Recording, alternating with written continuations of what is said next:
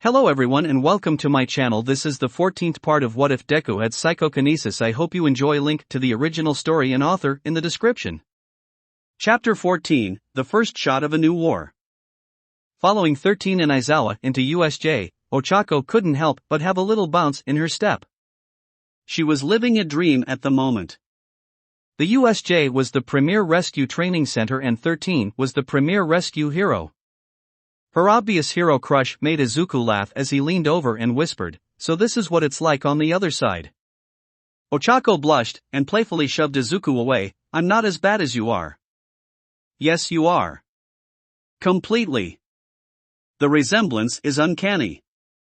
Ochako turned and stuck her tongue out at the other three members of the squad, earning her a few more chuckles from them. Once the class was inside the facility, all the talking came to a stop as they got their first look at the inside of the enormous facility. While the class stared in awe, 13 turned and swept her hand over the whole building. "I designed this facility to have multiple different accident and natural disaster scenarios to test and prepare people for the work they will be doing in the field: shipwrecks, landslides, citywide fires, and typhoons. Here, you will learn the heroic act of saving a person's life. This is my unforeseen simulation joint, or USJ. Welcome everyone." While the class continued to marvel, Aizawa walked over to 13, "Where's All Might?" He was supposed to. Izuku's ears perked up at the mention of All Might's name. While the teachers' voices had lowered so he couldn't overhear them, he watched their interaction and saw 13 hold up her hand with 3 fingers held up. Leaning over, Izuku whispered to Ochako, "I don't think All Might is going to be teaching the class today." "Eh?" Izuku pointed towards the teachers, and Ochako saw that 13 was still holding up her hand. "I bet he used up his time this morning." "Sounds about right." Ochako agreed. "You think he'd be more careful when he has a class to teach?" Izuku shrugged with a smile. "Well, it is his job to be a hero after all." Ochako frowned, but was quick to hide it. A part of her couldn't help but disagree with Izuku. "I'm sorry, Deku, but that's not completely right. He should be making sure you are ready for one for all when he finally passes it down to you." Aizawa groaned, running a hand through his hair. "That man is the definition of irrational. We should still be able to have the lesson at least." 13 chuckled. "I'm sure you'll give him a piece of your mind when this day is done." "I guess we'll go ahead and get started then. Actually, I'd like to address the class first, if you don't mind." With a nod, Aizawa moved off to the side, giving 13 the floor. "Everyone, before we start, I'd like to say a few things. As I'm sure a few of you are aware, my quirk is Black Hole. With it I can suck up anything and turn it to dust. It's an incredible quirk that you've used to save so many people from horrible disasters of all kinds," Ochako blurted out. 13 chuckled softly. "Yes, that's right." Her voice though lost its levity as she continued, "But this is a power that can also easily kill someone." The mood of the class changed in an instant. "I am aware that some of you have quirks that are like that. You have so much power, but since we live in a society where yours and everyone's quirks are documented and regulated, you may not think about the kind of power you actually have. I implore you all to always remember that all it takes is one misstep for a tragedy to occur." Many students found themselves looking at each other or even themselves. Mina glances down at her skin, its pink color a side effect of the acid her body produces. She had burned through more than a few pieces of clothes when she was still learning to keep her fluids neutral. How easy could it have been a person she had burned instead? Shudo reached up and gently touched the scar on his face, before he pulled his hand away with a frown. The ice covering his left side cracked and creaked some as he got his emotions back in check. He knew the damage fire could bring. Denki nervously rubbed his hands together. He could still recall all the electronics he had shorted out when he was little. What would have happened if he shorted out someone's pacemaker, or worse? Ochako frowned as she thought back to a few of her more angry thoughts when she was dealing with Katsuki. She had even made the threat to him about what she'd do if he attacked Izuku again, but really thinking about it, she could hurt a lot of people with only a touch. Katsuki looked down at his hands for a second before grunting. He was bored with the speech and ready to get the lesson underway. "Now, when you all took Aizawa's special, physical fitness test, you got the chance to find out the hidden possibilities your quirks are capable of. Then, with All Might's mock battles, you experienced using your quirks on other people and being on the receiving end of them. This class, however, will be different than either of those. Today you will learn how to use your quirks to save the lives of people in danger. If there is one thing I hope you take from this lesson, it's this: your powers are not meant to hurt others, but to save them. The class, moved by the speech, started clapping and cheering for the rescue hero. 13 bowed before turning to Aizawa. So shall we get started? Yeah. Class reps, I want you to divide the class into dash. Above everyone, the lights illuminating the giant facility flickered and sparked. While the class looked around, down in the courtyard at the center of the room, the very air began to twist in on itself. As the air continued to warp, it darkened until a large wall of black mist expanded out in both directions. Soon people began to walk through. Ijiru glanced down at the courtyard. Hey, what's that down there? Are they part of the lesson? Izuku took a step forward. Oh, is this like the entrance exam, where the lesson just he didn't get to finish as he was suddenly yanked back by Himiko? Toga, what's wrong? He stopped when he saw her. Her normal smile was gone, replaced with a snarl while her eyes were narrowed into slits. Izuku, stay back. Those people are dangerous. A few other students looked at Himiko confused. When they took a step forward to see what was going on, Aizawa stepped in front of them. None of you move. Sensei, what's going on? Ochako asked, worry etched across her face. Those are villains. As more villains poured through the black warp gate, Tamura soon joined them while a large silent monster kept to his side. With them being the last two to step through, the black gate twisted and reformed into the shape of a tall man. Everyone is accounted for Shigaraki. They are all in place. Tamura nodded as he overlooked the courtyard. And the heroes and kids? They are still up at the top of the stairs. I counted all 22 students, and 2 heroes. Glancing up, Tamura quickly found the group. Frowning, he reached up and scratched at his neck. Only 2? The rescue hero 13 and Eraserhead, Kurogiri clarified. Tamura scratched at his neck harder, leaving red marks on his skin. The teacher's schedule I found yesterday said that All Might was also supposed to be here. His voice started to raise, the pitch on the verge of cracking. Where is he? I even went through the trouble of bringing this whole crowd, too. Do you know how long it took to find all these people? How utterly boring it was. Are you telling me I wasted all that time? Shigaraki, please calm yourself. It is possible he is simply late.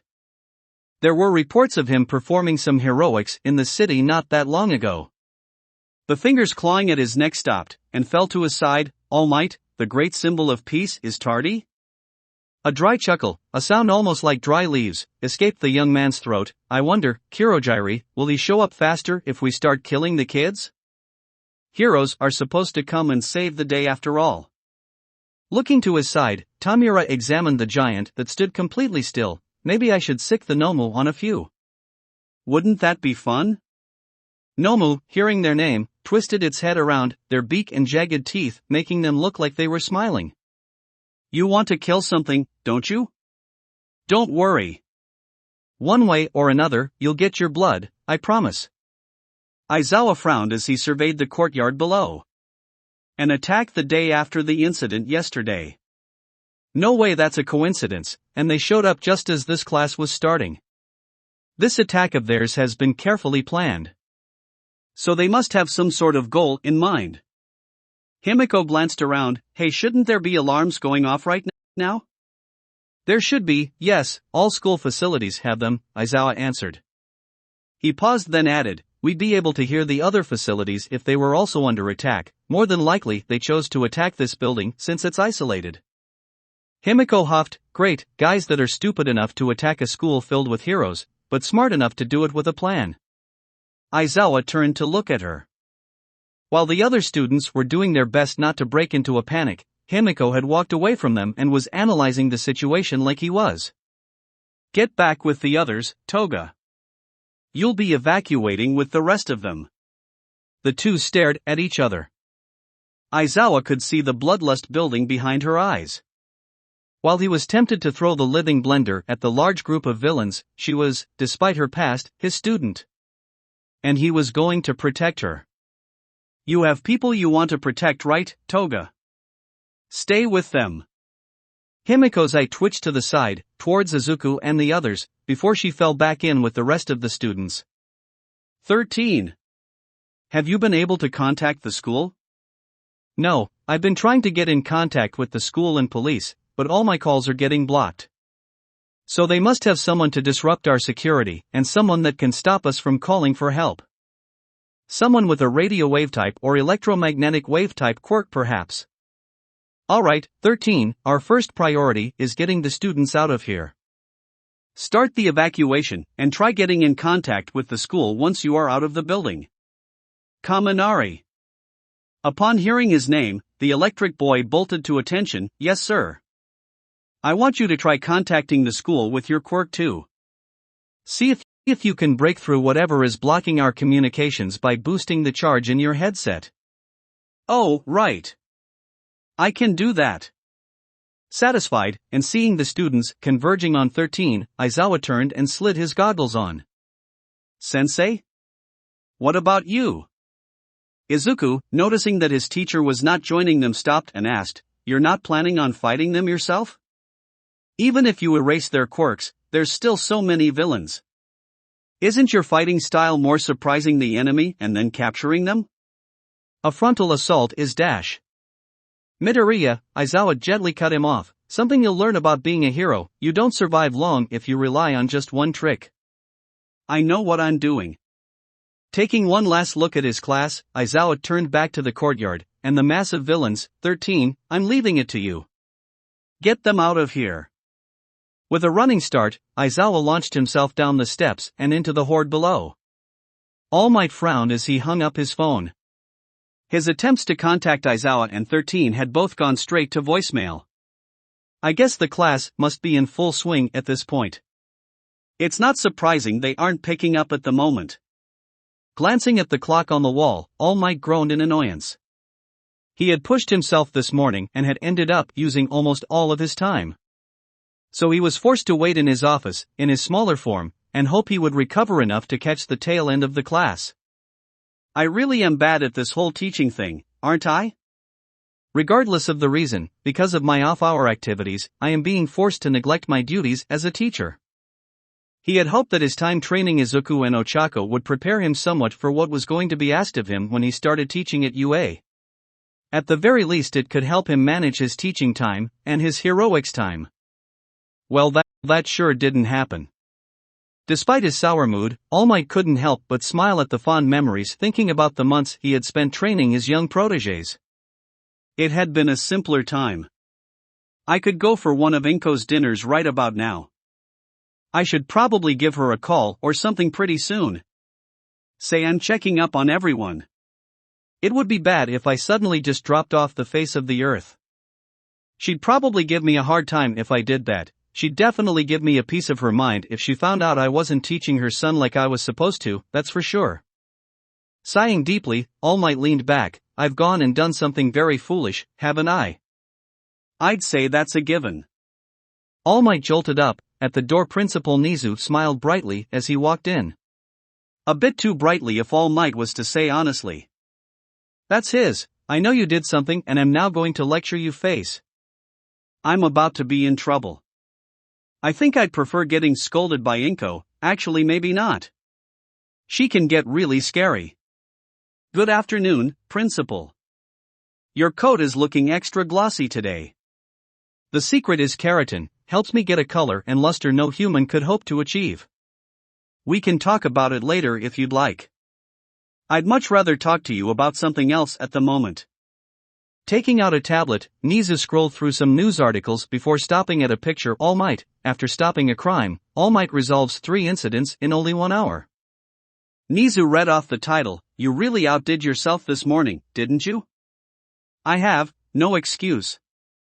There are many agencies in this town that can handle these kinds of incidents. You don't have to go running off every time a cat gets stuck in a tree. Your time could be much better spent, don't you think? For a real emergency, or your students. All Might winced. Or your successor? All Might winced harder. Even with your injury and its effects on you, you still want to be seen as the symbol of peace, but doing so is becoming much harder for you. Since the incident, your time has continued to shrink. You becoming a teacher and slowly fading from the public eye was the best course, I thought.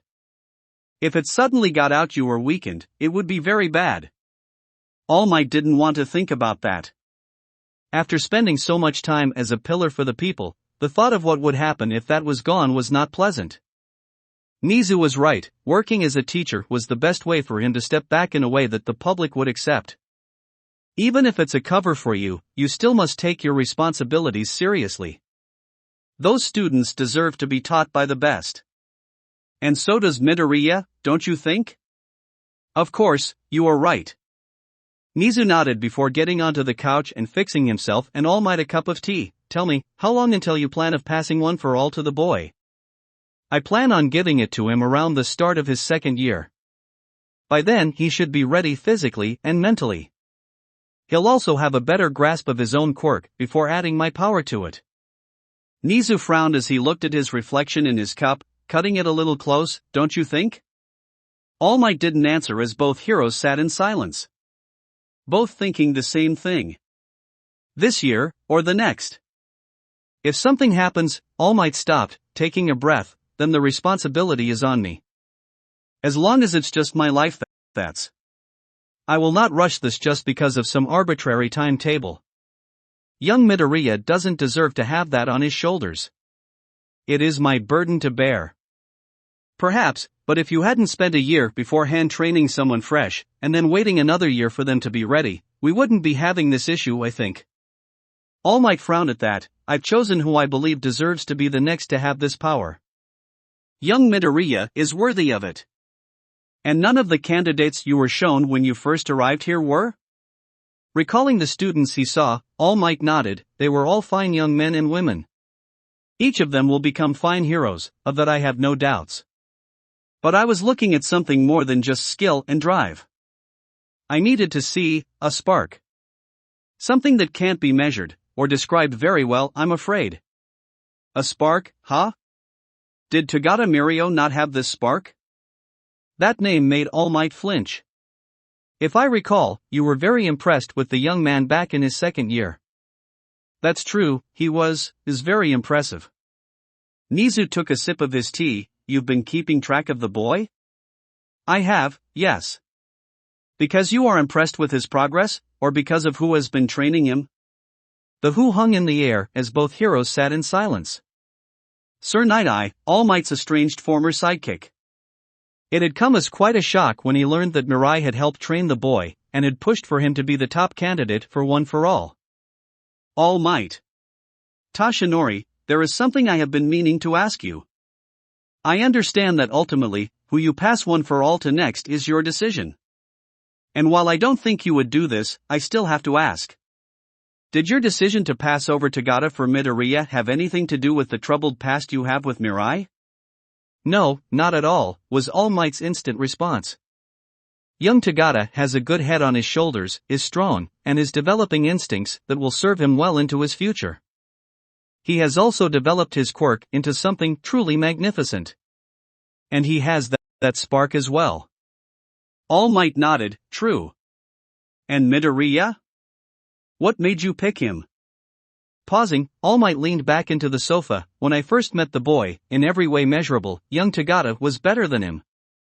Young Midoriya was, well, a bit of a shrimp, that stays here, right? Afraid of something? There was a hint of amusement in the principal's eyes. Something? No. Someone, or two someones? Yes. If either the boy's mother or young Uraraka heard me say that, I'd be dead before I hit the ground. Anyway. As I was saying, the boy was lacking in everything that young Togata excelled in. Physical strength, quirk capabilities, and self-esteem. Every measurable way. That's right. Young Midoriya had even asked me if he could be a hero. I had said no. All Might felt shame build up in his chest. Looking back, he had been very quick to judge the boy, and more than a little harsh in crushing his dreams so quickly. But, not even an hour later the boy showed me something. His spark. Yes. This timid, shy, and honestly weak boy saw someone in danger, and rushed in to help without hesitation. It was inspiring. Both boys, side by side, you would say at that moment there was clearly one winner. One was faster, stronger, and far more experienced. However, at that same moment, young Midoriya's spark blazed just as brightly as young Tagada's. Maybe even more so.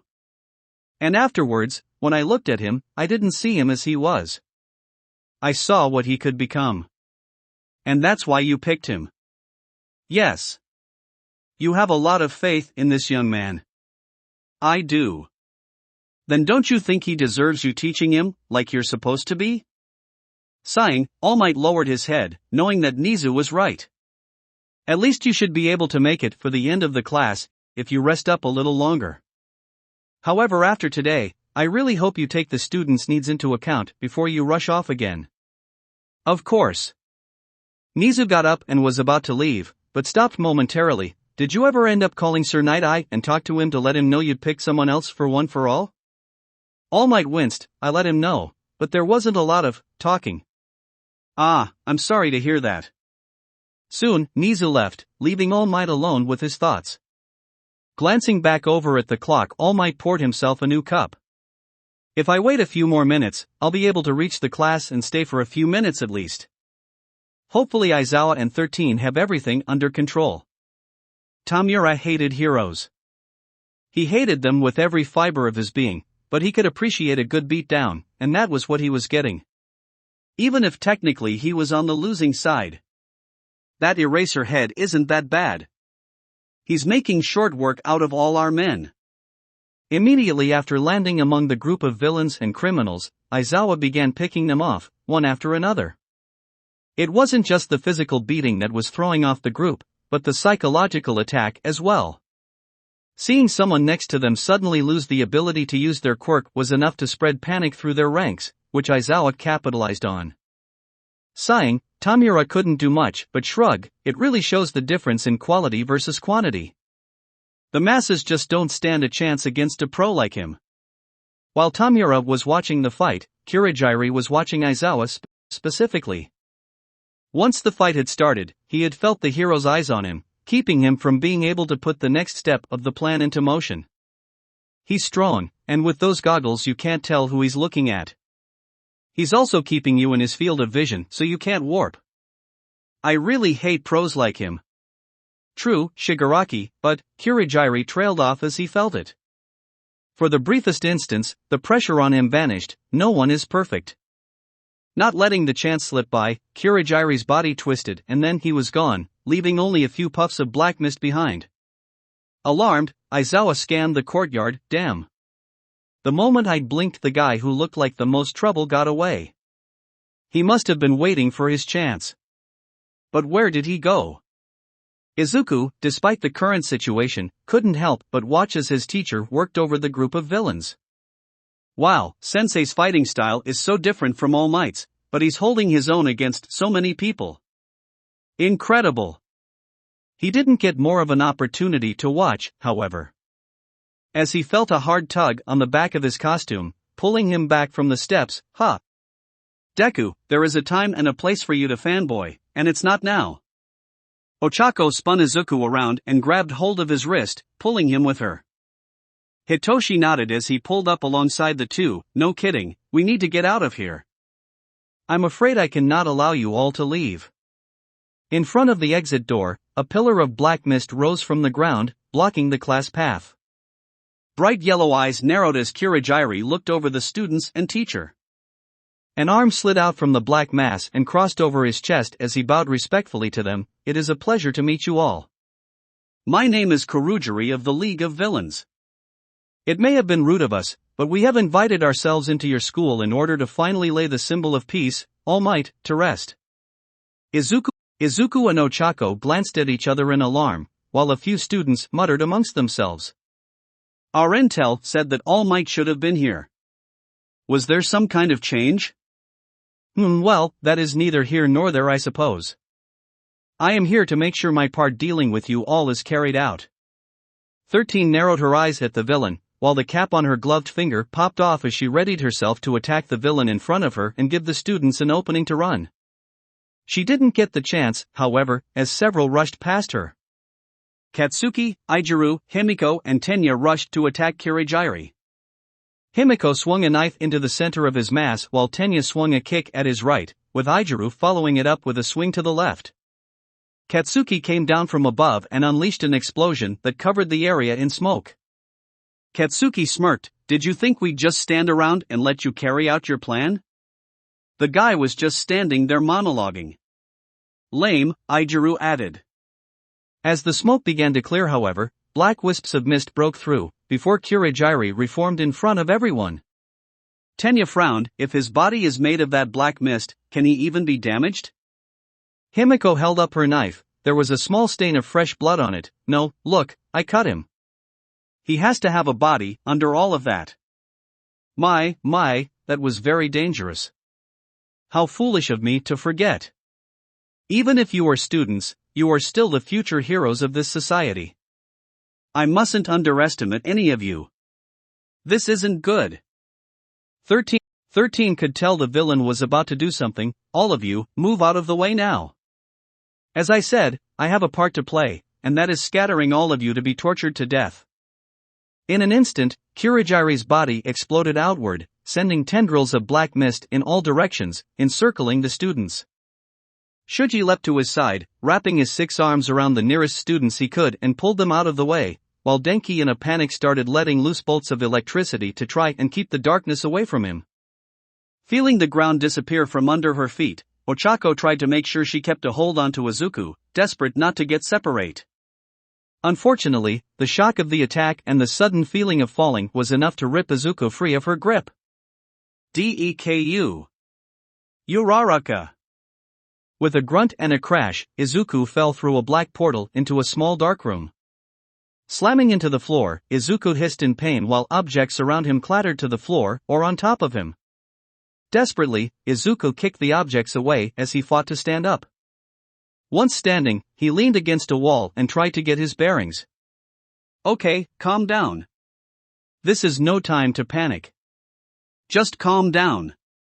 Looking around, Izuku was able to see that he was in a storage closet of some kind, and after a quick examination of himself, saw that while his landing had been rough, he wasn't hurt. "Alright, first things first. The class is under attack by a group of villains that are here to kill All Might. They have a member with a teleportation or warp quirk of some kind, and he used it on the whole class. That must mean I wasn't the only one that got moved around. Uraraka was right next to me, but she isn't here now, so where we were teleported must have been random, I think." Izuku closed his eyes and took another deep breath. "She's okay. Uraraka is strong, so she will be okay. She will be okay." Izuku repeated that in his head several more times, trying to make himself believe it. At least he was able to calm himself down a little. "I need to find out where I am. Then I need to regroup with everyone else. After that, I'll think about that when I get there." Nodding to himself, Izuku was about to open the door of the closet and step outside, but stopped when he heard voices just outside. "Did you guys hear that? One of those kids must have been dropped off here somewhere. Let's keep looking. I'd love a chance to get my hands on one of those kids. Teach them a thing or two about wanting to be a hero and making my life miserable. You're just a lazy fuck that would rather steal than actually work." Ha ha ha ha ha. Izuku held his breath, waiting for the group to pass by, hoping they would continue to walk by, and not check the room he was in. He kept listening as the group walked off, and only when he was sure they had walked off did he finally leave the room. The building looked like an everyday office building, but much more run down. Walls were cracked, and there was debris everywhere. This must be the ruin zone, and I'm not alone. Great. It might be better to try and avoid them for now. Focus on getting out of here, that's what's important. Get out and get help. Doing his best to keep quiet, Izuku made his way through the building, weaving around the ruined and broken halls. Uraraka, everyone, please be okay. Moving through the halls was slow going. The terrain was just rough enough that Izuku had to be careful where and how he moved around. Hanging lights, large cracks in the floor, entire sections of the hallway split and twisted. A misstep here could easily cause him to trip and fall, making all his work trying to go undetected for nothing. I was only a few stories up when I got warped here, and I've been able to make it down too. If I can go at least one more, I might be able to jump out a window and make a run for it. Reaching a turn in the hallway, Izuku came to a stop just before the corner. Much to his chagrin, he didn't have to even bother to look to know there were villains down the corridor. Their voices were carrying down the hall. Frowning, Izuku berated himself. He should have heard them sooner, but he had been so preoccupied with keeping silent and following the signs pointing to the exits and stairs. I should backtrack. A building this big should have more than one exit, I just need to find it. Izuku was about to start moving back when he heard what the villains were saying. So the boys found two of them then? Yeah, one group radioed in saying they found one of the kids down below. Said he was going to take some men and take him out. That was a while ago, wasn't it? Maybe? If they were having trouble, they would have called for help. It's a kid. They'll be fine. They're probably just taking their time as they kill him. Izuku bit his lip as he tensed up. I'm not the only one here? Two more, he said. Oh no, what do I? That slime bastard got real lucky, I heard. Found a real cute one to play with. Poor girl. Izuku froze. No kidding, that guy's a real sick fuck. Likes to play with his food way too much. The guy is going to break that pink chick. What? Wouldn't be so bad if the bastard shared. I'd love a chance with her, girl was fine as hell. Maybe you can have what's left. I bet if we're quiet we'll hear her pretty soon. The group laughed, and Izuku felt cold. Pink chick. Images of Ochako, proudly wearing her hero costume, flashed through Izuku's mind.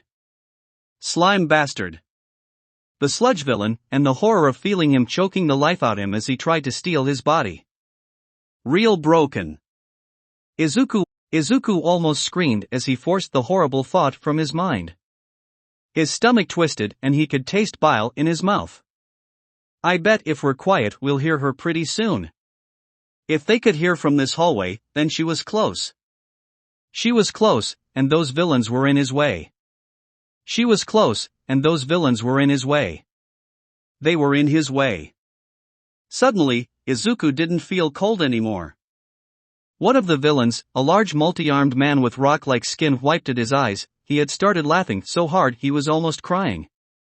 Bent over, he took a second to catch his breath. Oh man, that's funny. Who wants to bet how long it takes to go from pain to PL? He trailed off as he looked up, just as Izuku came around the corner and started walking right towards them. What the fuck is that supposed to be? Another villain, with antler horns and a large single eye, tilted his head to the side. It's a student, rock nuts. No, I mean, what is he supposed to be? Are those ears? A woman with drills in her hair snickered, the green rabbit. A man that was a cross between a bearded lizard and a man hissed, nah, it has to be more edgy than that. Oh, like the emerald hair. Shit like that. That got the group to laugh again, but Izuku did not care. You're in my way. Move. Izuku's voice made it clear, he wasn't kidding around. The villains just didn't care, breaking into a new fit of laughter, some almost doubling over. Izuku kept walking forward, eyes going over the group as he advanced.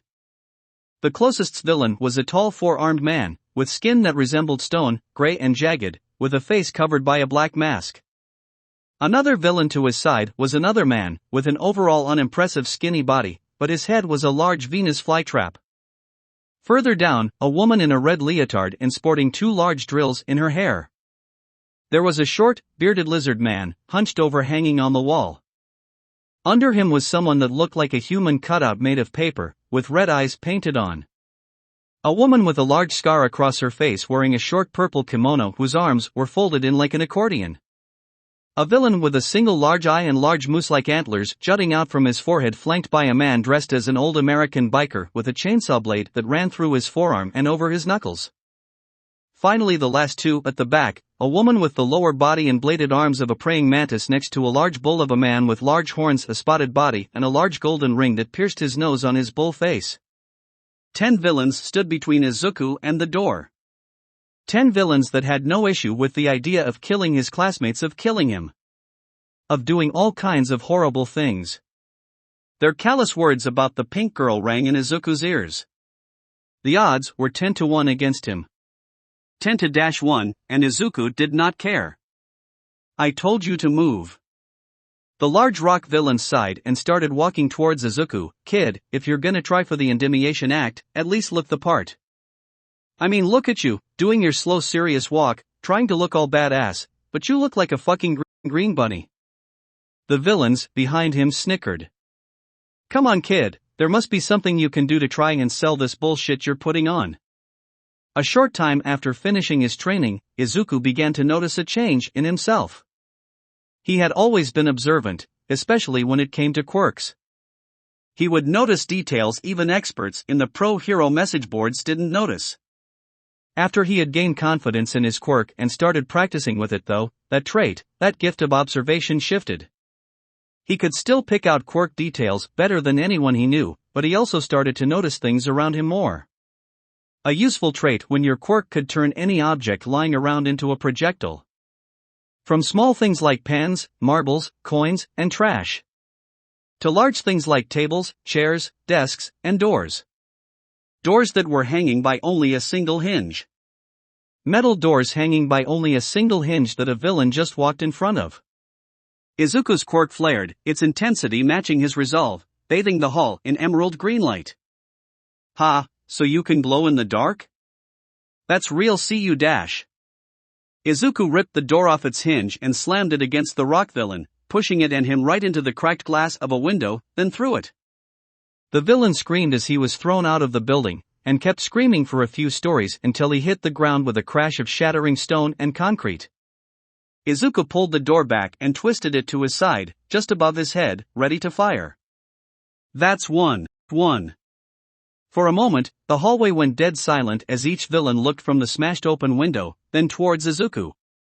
The shock quickly faded as the biker villain charged at Izuku, chain blades whirling to life. "I'm gonna rip you apart, you little shit." Moving the metal door in front of him, Izuku blocked the man's punch. The villain, however, pressed forward, driving his fist and chain blade against the door, showering the floor with metal shavings and sparks before his fist punched through and he drove his arm clean through the door, up to his shoulder. "You think this little door is gonna stop me?" Izuku answered, but not with words. With a twist of his wrist and door wrenched around, at the same time, a very audible snap came from the man's arm. Making a fist, Izuku drove his hand down, at the same time driving the door and biker villain through the floor. 2. While Izuku had been focused on the biker, the paper man shot past and wrapped his arms around Izuku, securing him. "Someone hit this kid." Izuku struggled to get free, but was too late. The one-eyed villain rushed up and slugged Izuku across the face, cracking his respirator. The next punch shattered it, cutting his lip. The villain then changed tactics and started going for body shots. "Dude, shoot him with your eye laser." The next punch stopped as the villain screamed, "I keep telling you, I don't have a fucking eye laser." "Then what's the point of the one eye? You stupid fuck dash." "Ah!" Izuku sucked in a breath and screamed, focusing on the floor right under the one-eyed villain's feet. The villain only had a moment to look down at the glowing floor, before Izuku ripped up a chunk and drove it right into the man's groin. Foam sprayed from the villain's mouth, and his giant eye rolled back into his head as he collapsed to the ground. The paper villain, shocked to see the other man go down, moved an arm up from Izuku's body and around his neck, desperately trying to strangle him. "Choke, you little shit." Dazed, and now cut off from any air, Izuku desperately tried to think of what he could do. He was vaguely aware of the other villains advancing on him. He needed this guy off him now. "I need to stick a pin in him and focus on what's coming next." The thought triggered something in Izuku's head as he got an idea. Even with his arms held down, using his quirk, Izuku opened one of the large pouches on his utility harness and yanked out several of the large metal darts he had been given by the support department. Floating them up, Izuku turned them around so that the pointy ends faced himself and the paper villain. The villain's grip loosened a bit when he saw the darts. Oh fuck me. Clenching his fists, the darts fired, going past Izuku's body, but right into the villain behind him, ripping him off Izuku and pinning him to the wall by his arms, legs, and shoulders. Freed, Izuku gasped for breath as he snarled at the approaching villains. 4. Stop counting. The mantis woman screeched as she brought both of her arms down where Izuku was. Pushing himself back, the woman's blades sliced through his chest, but the cut was shallow. Her mistake was putting so much force into the strike. Since she mostly missed, her arms drove into the floor. Izuku watched her try to tug her arms back. After confirming she was stuck, Izuku wound back as he got ready to throw a punch. The woman didn't even get a chance to wonder if Izuku was willing to hit a woman. He was, of course. Months of sparring with Ochako had driven home that a woman was just as capable of kicking butt as any man, and if he hesitated, he was going to regret it. With a scream, Izuku swung a haymaker that connected with the woman's jaw, and dropped her like a sack of potatoes. 5. Crack! Izuku's head snapped back as a fist smashed into his face. The female villain retracted her arm back from a few yards away. Don't go getting so full of yourself, you little shit. Both of her arms folded in, compressing until her fists were almost flat against her shoulders. Rapid fire assault. The attack name was enough to tip Izuku to what was about to come next. He only just got his arms up as the flurry of punches hit. The punches were coming in so fast, there was no way he was going to be able to duck and weave his way through. If he wanted to keep pushing forward, he was going to need to find a way to make her stop. Glancing around, Izuku saw the lizard man had climbed onto the ceiling and was advancing towards him. That'll work. The lizard blinked when suddenly the ceiling tiles and light fixture he was holding onto glowed, just an instant before Izuku ripped them down, making the villain fall right into the path of the rapid punches. The woman swore in surprise but was not able to stop herself in time before she landed enough punches to send the man down to the ground in a daze. Seeing his opening, rushed forward, making sure to kick the man in the head as he passed by so that he stayed on the ground. The woman threw 2 hard punches that arced to drive Izuku into the ground. Izuku dodged to the side, making the first punch go wide.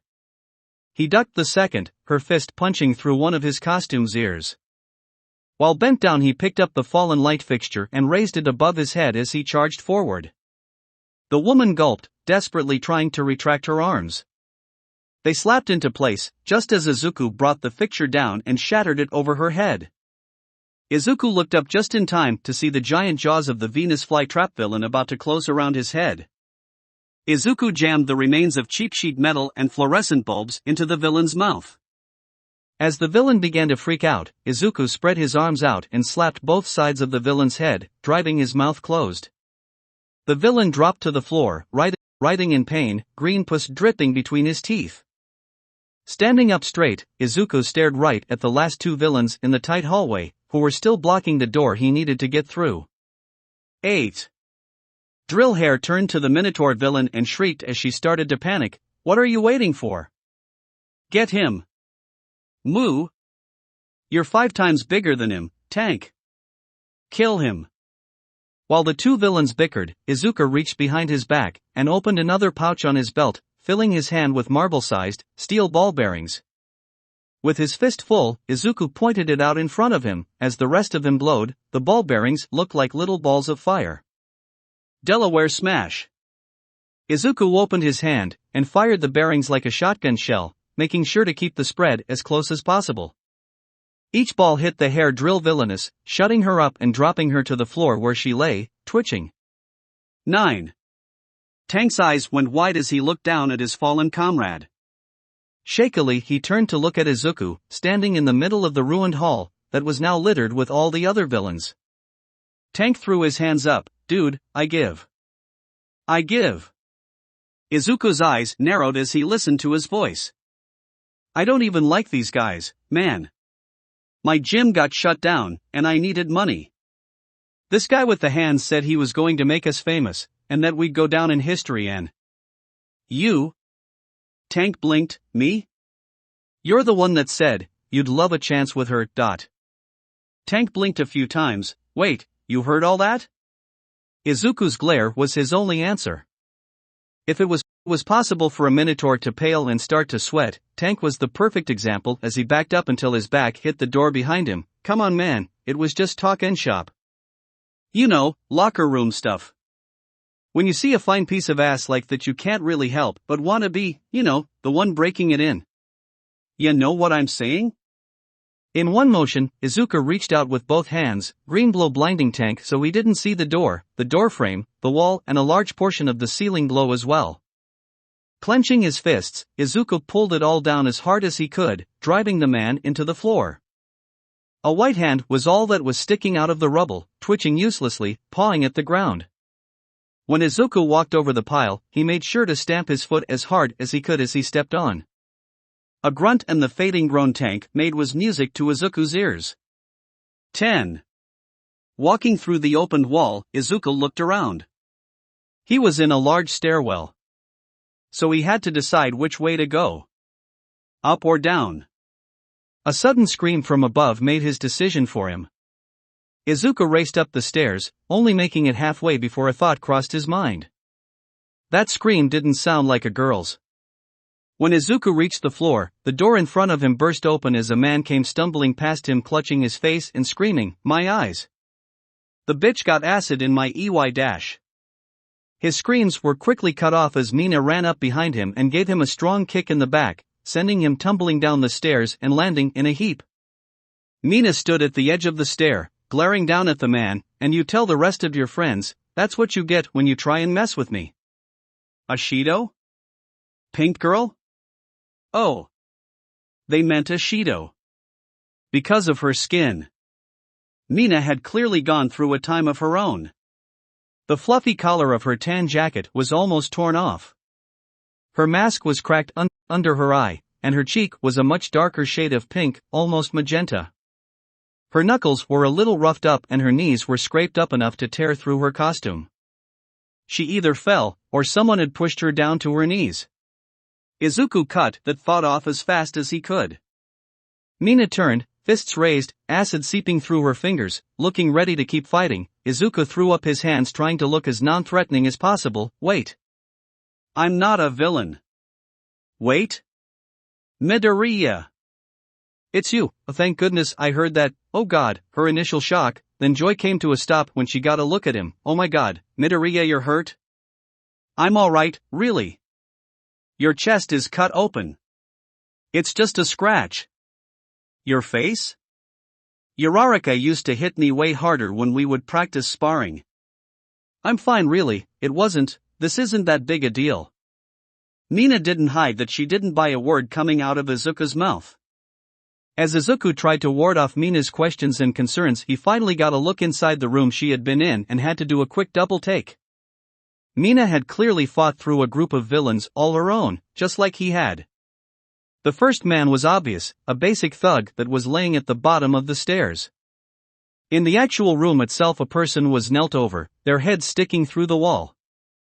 Another was a man laying on his back, with a face that had been clearly pummeled. Judging by Mina's knuckles, Izuku guessed she spent a good amount of time punching him in the face. The final thing in the room puzzled Izuku. A large puddle of some neon blue something was bubbling and fizzing all by itself. Mina noticed Izuku's inquisitive glance and turned to look at the blue puddle. It was a villain with a quirk that gave him a body of slime. The slime bastard. Izuku remembered and shuddered.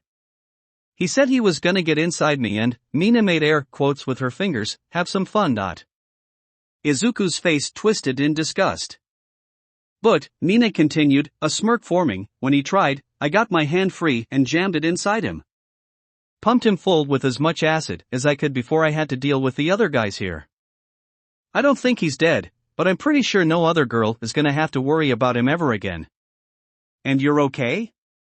Mina nodded, though hesitantly. Honestly I think the shock of everything hasn't worn off yet. Not looking forward to when that happens. But right now I have to make sure I live long enough to deal with it. I was headed down to get out of the building and regroup with everyone outside. Sounds like a good plan.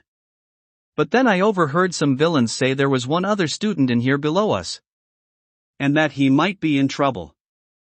Mina's face hardened. Then we have to find them then. Izuku nodded and both headed down the stairs, Mina pausing only a moment to look at the gaping hole in the wall, and the multiple villains laying about. Pointing into the hallway, Mina asked, "Not that big a deal, huh?" Izuku just shrugged, looking surprisingly sheepish considering his current state. "They were talking and made it sound like you were in trouble and they wouldn't let me through. So, I just forced my way through, is all." Shaking her head, Mina decided not to press but made a mental note to be sure to store this little event for later. She was sure there were a couple of girls in her class that would want to hear about this. Not that they needed more fuel for their obvious crush.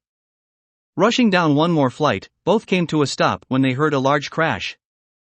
Both looked at each other and were about to reach for the door when it was suddenly thrown open and a pudgy, short man came stumbling out, holding a two-way radio in one hand screaming, "Is no one on the radio anymore? This kid is destroying us HUH?" In one swift motion, both Izuku and Mina pulled back and punched the man in the face, knocking him senseless and dashed into the hall. They didn't make it far in before they found who they were looking for. In the room in front of them, a loud commotion could be heard, before a villain was sent flying through one wall and into the next right before the two. He was joined by two others as Dark Shadow slammed them into each other before dropping them to the floor. "Oh hey, Fumikage, I found them." Fumikage stuck his head through the large hole in the wall. "Found who, Dark Shadow, our classmates or more villains?" Turning he found Izuku and Mina, who was waving at him. "Ashido, Midoriya. You're both unharmed." Fumikage trailed off when he saw Mina's slightly roughed up appearance, and went completely silent when he saw Midoriya's. Dark Shadow peeked over Fumicage's shoulder. "Wow, you look like shit, Midoriya." Dark Shadow. "What?" "He does." Izuku sighed in defeat, while Mina looked into the room Fumikage was in. "Wow, you sure trashed these guys, huh?" Dark Shadow puffed up, while Fumikage shrugged. "They were little more than street thugs." "Well, at least that's the last of them," Mina said with a smirk. "Hey, anyone still got their radios on? What's the update on the kids? Did you say he was trash, or you were getting trashed?" All four heads turned to look at the radio, that was still in the pudgy villain's paw. When Dark Shadow opened his beak, Mina held up a hand to shush him. "That does not count as a jinx. It's not like I said, it could be worse, or something. Listen, I'm sending the rest of the boys up. You guys are taking too long to kill 3 kids.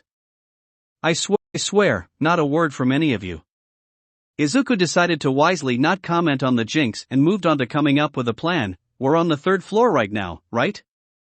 "I believe so," Fumikage confirmed. "Is that low enough that Dark Shadow can lower us out of the building?" "Easily." "Then let's find a window and get out of here.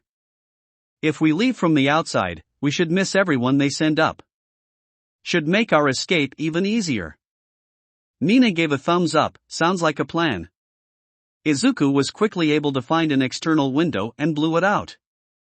Quickly, Dark Shadow lowered the 3 down the side of the building. Free of the ruined structure, they made a mad dash for the courtyard. As they ran, Izuku thought back.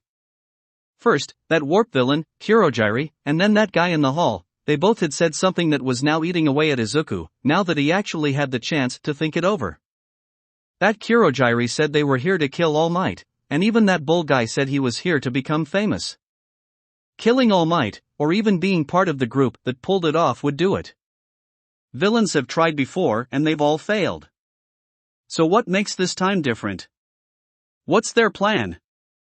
"Midoriya, you're mumbling." Izuku's head snapped up. "Oh. Sorry, Ashido. I'm just trying to figure this whole attack out." "You mean why this group seems to think they have a chance to kill All Might?" Fumikage clarified. "Yeah, I'm just trying to think what their plan is." "Well, it won't matter in the long run. Pretty soon, this place is going to be crawling with heroes, and these villains will be hauled away," Mina said with confidence. I hope you're right, Ishido. I really do. The black mist in front of Ochako vanished as she fell through. To her shock and confusion, however, she didn't see the exit of the building or any other of her classmates. What she saw was a wall of water that was fast approaching. The warp had left her momentarily disoriented as she tried to figure out what she was seeing. A wall of moving water didn't make sense. Why was she looking at that? Wait, that water isn't coming at me, I'm going towards it. Oh crap, Ochako didn't get a chance to finish her thought before slamming into the water, sinking deep underneath the surface. By some miracle, even if the impact from hitting the water had driven most of the air out of her lungs, Ochako was able to keep herself from trying to suck in a breath of air as she finally came to a stop. Crap. I got caught up in that villain's warp quirk along with everyone else. Grunting, Ochako kicked her legs and pushed herself towards the surface. That guy, Kurogiri, said he was gonna scatter us. He must have warped everyone to different places, but there was something else he said. Ochako caught a blur of motion out of the corner of her eye, cutting off her train of thought. Turning, Ochako let out a silent scream as a shark-quirked villain swam right at her, jaw open, exposing rows of razor-sharp teeth. Ochako's mind raced, trying to think of a way to defend herself, but underwater there wasn't anything she could do. Fortunately, she wouldn't have to do anything. When the shark villain was almost within arm's reach, Tsuyu came out of nowhere and slammed into the villain, throwing him off and sending him tumbling through the water past Ochako. Uraraka, hold on, Karo. Ochako gasped when Tsuyu wrapped her tongue around her waist and pulled her through the water. It was then she noticed that Tsuyu had her arms wrapped around someone else. So I'm not the only person that got dropped here? Tsuyu glanced around, noticing that the shark villain was not alone, and that any path back to dry land was effectively cut off. The large boat sitting in the middle of the artificial lake, however, was clear of anyone else. Knowing she was running out of time, and her classmates were running out of breath, she kicked her legs and swam for the boat, reaching it as quickly as she could. As gently as she could, she lifted Ochako out of the water and dropped her onto the deck. As Ochako coughed and gasped for breath, grateful that at least she was out of the water. That momentary gratefulness was short-lived as Tsuyu deposited the other person she had been carrying. Damn it, what the hell happened? Ochako suppressed a groan. Great, just who I wanted to see, Bakugou. Climbing on board, Tsuyu looked at the two. Are you both okay? Ochako gave the girl a smile. Yeah, thanks a lot for saving me. I don't want to think about what would have happened if you hadn't shown up. You'd probably have been eaten, Tsuyu said simply. Katsuki frowned as he removed his gauntlet and turned it over. A stream of water emptied out of it and onto the deck of the boat. Motherfucker, of course I got dropped into a lake. Tsuyu eyed the giant gauntlet. Is it broken? After giving the gear a good shake, Katsuki stuck his hand back and inspected it. Nah, but it's gonna take me a bit to build up enough sweat to use it.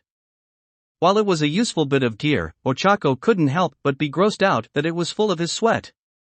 How the things didn't stink was beyond her. So what do we do now? I don't think I'm fast enough to outswim all those guys while carrying both of you. Tsuyu glanced over the boat's railing at the group of villains that were surrounding them and slowly inching closer. Katsuki huffed. What do we do? We fight and kill the fuckers, obviously.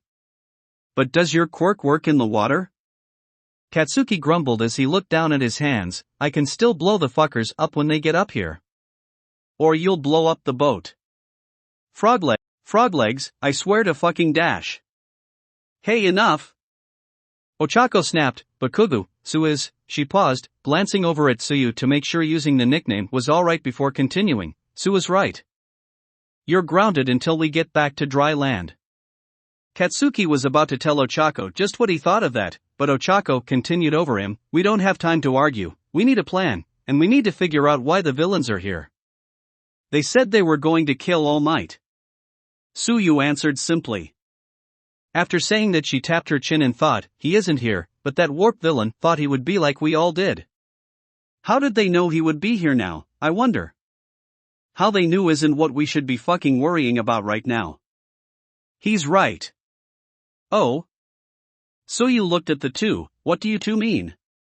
Ochako glanced over at Katsuki, the serious look on his face confirming to her that he was thinking the same thing as she was. They wouldn't be here if they didn't think they had a chance to actually kill All Might. So how the fuck do they think they're going to be able to pull it off? Ochako thought back, remembering everything that Kurogiri had said, trying to pick at anything that could give her a clue. Then she remembered something she had been thinking of before she was attacked and rescued by Tsuyu, something that made her blood go cold, separate and torture us to death. Oh my god. What's wrong, Karo? Ochako fought down the panic that threatened to burst out. We weren't the only ones caught up in that attack. That villain warped us here where there were villains waiting for us. He must have done the same to everyone else. Deku, he was right next to me, so he must have gotten warped too. Warped right to another group of villains. Katsuki shrugged. You just figure that one out? Damn, you're slow. Ochako whirled around, eyes blazing. You bastard.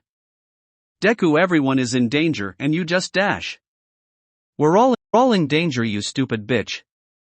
Worry about what you can do here and now. Don't you dare tell me what to worry about. You want to die? Stop thinking about that shitty, Deku, and focus. Tsuyu raised her hands trying to get the two to calm down. Both of you please, this isn't the time to dash. Did you brats forget about us? While the three had been distracted, many of the villains had climbed up the side of the boat and were hanging on the outer railing.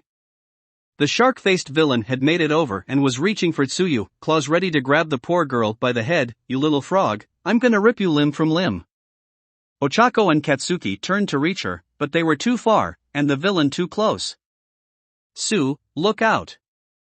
Frog legs, move. The shark grinned, rows of teeth ready to tear into Tsuyu. I'm gonna drag you down and eat you alive, you little dash. Something bright flashed and whirled by both Ochako and Katsuki's heads. Thunk. The shark villain stopped just short of Tsuyu, blinking in confusion. Tsuyu also titled her head to the side. The large webbed claw that was only a few inches from her face now had something new stuck to it. Some kind of black handle. While Tsuyu looked from the front, the shark villain looked at the back of his hand, just as confused, wondering why there was a large piece of metal on his hand. Wait, that wasn't right, both thought. Soon it finally dawned on both, that the two were looking at different ends of a very large knife. A knife that had gone right through and was now stuck in the villain's hand. The moment it clicked for the villain was the exact moment the shock had worn off, and he finally felt what had happened to him. Ah! My hand! While the villains looked over at their comrade, clutching the wrist of his stabbed hand and screaming, Ochako, Katsuki, and Tsuyu all turned to where the knife had come from. There, on the far end of the deck, stood Himiko, eyes blazing with rage and hate. Her mouth, twisted into a snarl of pure malice that made her fangs all the more terrifying. Dashing forward, Himiko slammed her bladed bracer onto the railing as she ran past all the distracted villains hanging on. The blade slicing through hands and fingers, sending each and everyone falling back into the water, screaming and splattering blood everywhere. She quickly reached the shark villain, who had been just tumbling backward over the railing. The pain in his hand had made him forget where he was. Reaching out, Himiko snagged the handle of the knife and twisted, keeping it stuck and making sure the shark villain was left dangling over the railing. The villain gulped, the hate in Himiko's eyes making him unable to look away. So he didn't see her reach up with her free hand and pull out one of the other large knives she had hanging on her side. If he had, he would have seen what was coming next and tried to avoid it. Himiko pressed the blade against the villain's elbow. Don't you ever try and touch my friends again. With a yank, the villain was falling back into the water, relieved that he was getting away from the monster, but as he fell, he couldn't help but wonder why she was still holding his arm, way up on the boat. The pain and realization hit him just as he crashed into the water. Himiko had cut off his arm at the elbow. Himiko watched the water for a second, eyes focusing on the red cloud that was forming on the surface of the water, then with a huff, took the knife that wasn't stuck in the severed arm's hand and wiped it clean on her skirt and slid it back into its holster. No one is allowed to touch my friends. Ochako stood, in shock. One moment, she had been rushing to try and save Tsuyu, now she was standing in what looked like a horror scene. Blood splatters and drips covered the boat railing, fingers and a couple of hands lay on the floor, and a large pool of blood it was forming from the arm Himiko was still holding. Even Katsuki was left speechless by the sheer brutality of what he had just seen. When Himiko turned around, all three were taken aback, seeing the girl now covered in blood splatter from her attack. The sudden chorus of screams from below shattered the calm as all the villains that had tried to board the boat and been cut off resurfaced from the water, screaming in horror. My hand! Where's my hand? My fucking fingers! Arrgh! What the fuck is happening? That crazy bitch! Oh god, oh god! Ochako watched as Himiko, still covered in blood, quickly walked over to Tsuyu and returned to her normal self. Tsu, are you alright? That horrible villain didn't touch you, did he? The sudden switch in personality threw everyone, so Tsu could only shake her head. Himiko sighed in relief, her smile returning to her face. Oh good. I just hate it if you got hurt. Why the fuck are you still holding that arm? Despite herself, Ochako found herself nodding in agreement. She could not think of a single reason why Himiko hadn't thrown the arm away right after cutting it off. Himiko rolled her eyes. You guys are just big babies. You look like you've never seen a hunk of sashimi before. Katsuki gagged, while Ochako was suddenly very grateful all her quirk training had helped her get a strong stomach. Tsuyu, who while a little grossed out, was able to recover first. I don't think just because a person has a fish quirk, that makes him food. Himiko sighed. I swear you guys are no fun. Can't take a joke or anything. Yanking the knife out of the hand, Himiko whipped it in the air a few times, spraying much of the blood coating the blade off and onto the nearest wall, before wiping it on a cleanish part of her costume and putting it away. Walking to the edge of the deck, Himiko scanned the water while she discreetly pulled one of her large syringes and flicked out the long needle. From behind her, none of the others could see her stick the needle in and drain the arm of blood. No reason to let this go to waste. Might have to go swimming later. Toga, what are you doing? My arm. The bitch cut off my fucking arm. Ochako was cut off when the shark villain resurfaced from the water screaming bloody murder. Pulling the needle from the arm and letting the syringe's tube pull the cylinder back into place, Himiko made a show of pulling back, holding the severed arm like a stick. Here. You can have this back. Chunking the arm as hard as she could, she gave a little cheer when it hit the shark right in the face. Smiling, she turned back around to look at everyone and shrugged. I'd make a stop hitting yourself joke, but that's beneath me. You're fucking nuts. I'm literally covered in knives. Did you think I wouldn't ever use them? At least, Ochako began, at least the villains shouldn't try and get back on now. We should have a few moments to figure stuff out now. Like where the fuck Psycho bitch was? Katsuki mumbled, more to himself. I was warped into the boat, not the water. Ah, Tsuyu said, that's good. I was worried I missed you or something. So what now? Uraraka is right, we need to figure out what we're going to do now that we have the chance. Despite the unsettling scene that had just played out, all four agreed they needed to come up with a plan. Ochako crossed her arms and she started speaking. We need to get out of this water zone and try and regroup with the others. They must be in situations like ours in the different zones in the facility. Himiko's smile faltered as she scanned the domes and ruins around them. Izuku's in danger, isn't he? Tenya and Hitoshi too. We're all in fucking danger. We need to worry about ourselves first. Katsuki made a point of looking right at Ochako. Despite her resentment for the other boy, she couldn't help but agree. While she was worried sick for Izuku, for everyone. There was nothing any of them could do about their friends at the moment. Seeing that they all seemed to be on the same page, Tsuyu started, one thing at a time then. We need to get out of here. Any ideas, Karo? Swimming is fucking out. I don't think Froglegs can carry three of us and outrun the rest of these guys. Uraraka could float us and then Tsu could carry us? Tsuyu shook her head. Weight isn't the real issue, it's the drag you have in the water. Himiko nodded. Well, water is out, how about over them? This time it was Ochako who shot the idea down. Getting everyone over puts you all at risk if they have any kind of ranged attack. Growling, Katsuki slammed a fist against the side of the boat. We're in a fucking boat, let's just drive this thing. I don't think this has an actual engine. Everyone looked at Himiko. How do you know that, Karo? Pretty sure the engine room was where I was warped. Motherfucker. Ochako groaned into her hand, her mind racing. They couldn't just stand here coming up with ideas that wouldn't work. Toga freaked them out, but there's no way they'll stay back for much longer. Floating might be our best option. Maybe I could take everyone to the ceiling, but that's a long way up and it still leaves us open, think Ochako. There has to be a round face move. Startled, Ochako didn't have time to react as Katsuki threw her out of the way, raised his hands, and unleashed a huge explosion that ripped apart a giant hand of water that had been about to crash into them and the boat. While Tsuyu helped Ochako up, Himiko rushed to Katsuki's side, pulling several of her throwing daggers from her thigh case. Bakubitch, which one did that? The white-faced Basta. Wait, who are you calling a bitch? Himiko looked where Katsuki had been pointing, finding the villain with his hand raised and still encased with water. Himiko fanned the daggers out in her hand, then, in a blur, chunked them right at her target. All three hit, sinking into his chest and shoulders with solid thuds. While the villain screamed in pain, both Katsuki and Himiko growled down at the villains. If any of you fuckers want to get blown up, then keep pushing your luck. I'll be more than happy to make you match all the other fucks I cut up. While the two screamed down at the villains, Tsuyu made sure Ochako was alright after getting knocked aside. You sure you're alright? He wasn't exactly gentle. I'm fine, really. Tsuyu nodded, then looked over at the two. That blast was so strong, I thought he was about to launch the whole boat.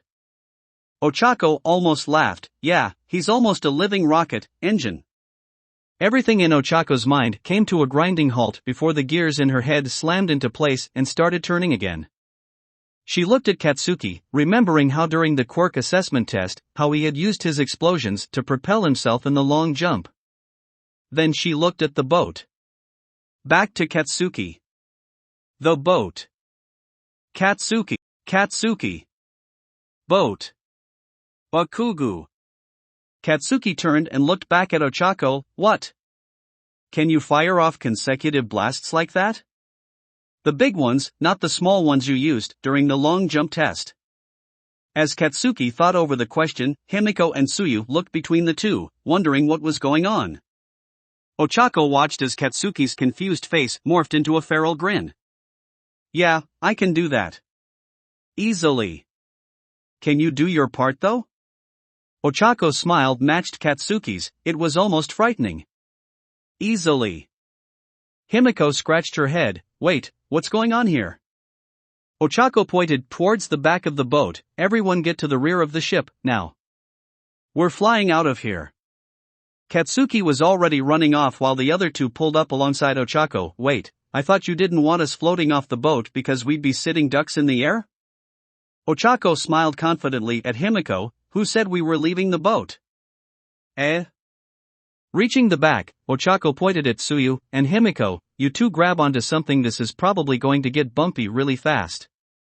Tsuyu, I want you to hold onto Bakugou if you can. Tsuyu glanced over at Katsuki and after seeing he had no objection, wrapped her tongue tightly around his waist. Himiko finally got what Ochako and Katsuki were planning and started grinning. Once she was sure the other girls were anchored down, Tsuyu sticking to the floor while Himiko slammed down a pair of knives to act as a handhold, Ochako turned to find Katsuki leaning forward, his boots grinding into the wall behind him, securing himself in place. You ready, Bakugou? Of course I'm ready. While he was still facing forward, his eyes glanced down to Ochako as she knelt down and readied herself. You going to be able to do this, round face? Ochako smirked. Do you think Deku was the only one making his quirk stronger over the 10 months we were training? Ochako pressed her fingers into the deck, and she immediately felt the effect. Her stomach twisted in pain, but she was able to push it down. It wasn't as bad as she was worried it was going to be, at least. Tsuyu and Himiko gasped as the boat suddenly felt a lot more unsteady, rocking side to side. It almost felt like it could tip over at any moment. Bakugou, now. Stop giving me orders. Katsuki screamed as his palms ignited and unleashed a torrent of blasts. The villains in the water weren't sure what was going on. The ones not bleeding out into the artificial lake, or being helped by their comrades, watched as the group of kids pulled back and then ran for the back of the boat. "Hey, let's get to the front, we can sneak on board and get them." "Yeah, good idea. We'll surprise those little brats and make them pay." The group moved to the bow of the boat. As they all grouped together, a pink flash enveloped it. The heck was that? "Hey, does it look like the boat is lifting out of the water?" Before the group of villains could figure out what was happening, a series of explosions fired off from the boat's stern, rocketing it forward, and slamming into the group, flinging them off in every direction. Yuga gasped when the ground under her vanished right from beneath her feet. Falling through the black void, she felt her sense of gravity shift as she fell onto her back, hitting her head. Even from behind her eyelids she could see the stars circling around. Groaning, she started to sit up, but she was not able to get far. Suddenly, something was driven into her chest, slamming her back into the ground and driving the air out of her lungs. She didn't even have a chance to scream out in pain as a pair of hands wrapped around her throat and squeezed. A villain had fallen upon her the moment she had been tossed out of the portal, driving his knee into her chest and strangling her. Disorientated from the warp, dizzy from hitting her head, and panicking from not being able to breathe, Yuga could do little else but paw helplessly at the villain's hands, not even able to find the strength to leave a scratch. "Oh God, oh God. I'm going to die. Oh God."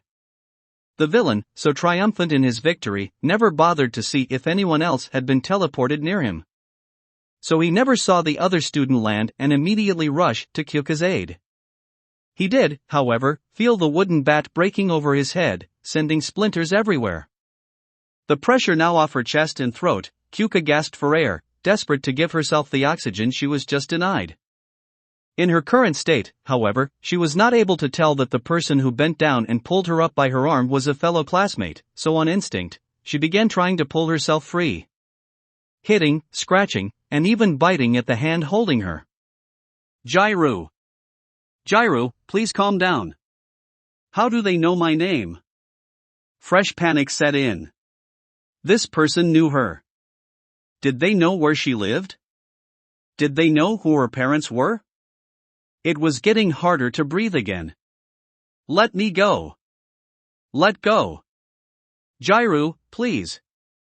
"No, no, no. I'm sorry, but this is for your own good." Slap. Yuga's head whipped to the side, the harsh sting in her cheek enough to get her to focus on her surroundings. She was surrounded by high cliffs and rocky terrain. Mountains? Confused, she looked up and saw the USJ ceiling. "Oh, I must be in one of the rescue training zones." Letting her head look back down, she finally recognized who it was that had saved her and had snapped her out of her panic. Yayorozu? Momo sighed in relief. "I'm glad that worked. I was worried I might have to slap you again." Yuga rubbed her cheek. "Yeah, I'd rather you didn't." "Hey, I think those kids are up here. Grab 'em." Yuga and Momo jumped in alarm. The villains were closing in on them. Thinking fast, from her thigh, Momo created a short and narrow metal cylinder, with a ringed pin at the top. It took Yuga a moment to realize that it was some kind of grenade. "Jiro, please close your eyes." Pulling the pin out, Momo tossed the stun grenade over where the voices of the villains had come from. A loud pop and blinding light bathed the area as the villains cried out in pain and alarm. Creating a metal bow staff for herself, Momo started creating weapons for Yuga as well. "Take something. We need to take as many of them out before they snap back to their senses." Reaching out, Yuga gripped two handles that had started to form from Momo's back. The first weapon was a metal bat, which had a nice heft to it that Yuga approved of. The second weapon made her pause for a second. "This is a machete. Okay, I guess we're going full metal then." The start of their counterattack had gone off without a hitch. Still blinded by the stun grenade, the villains were easy targets for the two. Yuga sped through as many as she could, striking them over the head with her bat or using the machete to help hack through some that were armored. Momo also displayed a great composure as she twirled her staff around, tripping up villains and striking them in any vulnerable areas she could find. Soon, however, the stunned villains began to recover and pushed the girls back. Momo attempted to stun them again, but the villains, wise to her plan, knocked the stun grenade away so that it went off harmlessly in the distance. "You're a real idiot if you think we'll fall for that again, kid. Yeah, try something new." Two villains laughed as they charged Momo. They skid to a halt when Momo formed a cannon and pointed it right at them. "Is this new enough for you?" The first blast sent the two villains sailing through the air. The next couple of blasts did the same to several other villains. Yuga brought her machete up as she blocked a knife from one villain, while at the same time she jammed an earjack into the villain's chest, sending a vibration strong enough to knock the air out of his lungs. When he fell to the ground, she made sure to give him a good tap with her bat. Noticing a large group heading towards her, Yuga plugged her other jack into the speakers in her boots, hitting them with a strong blast of sound, leaving them momentarily stunned as they covered their ears to try to block it out. Momo, seeing the stationary targets, formed a new weapon for herself, a pump-action grenade launcher. Slamming the Firen down to load a shell which Yuga thought made Momo look badass, Momo pressed the stock into her shoulder and pulled the trigger. A loud thump echoed in the mountain range before the shell hit where the villains were standing and exploding. Yuga turned and caught another group of villains with her sound waves as Momo reloaded and fired again. They were able to do this a few more times before the grenade launcher ran out of ammo. Working together they had been able to get through almost half of the villains, but they were still outnumbered. Panting, Yuga did a quick head count and swore to herself, "There's still almost 20 villains here. I don't think we can keep this up before we get swarmed." "I agree, we need to do something that'll take them all out at once." The villains kept advancing, and the two now had their backs against the wall. "Jiro, I have an idea, but it's dangerous." "As dangerous as what these guys will do to us if we get caught?" "No, I guess not." A couple of loud thuds let Yuga know that Momo had made something new. Looking over, Yuga's eyes widened.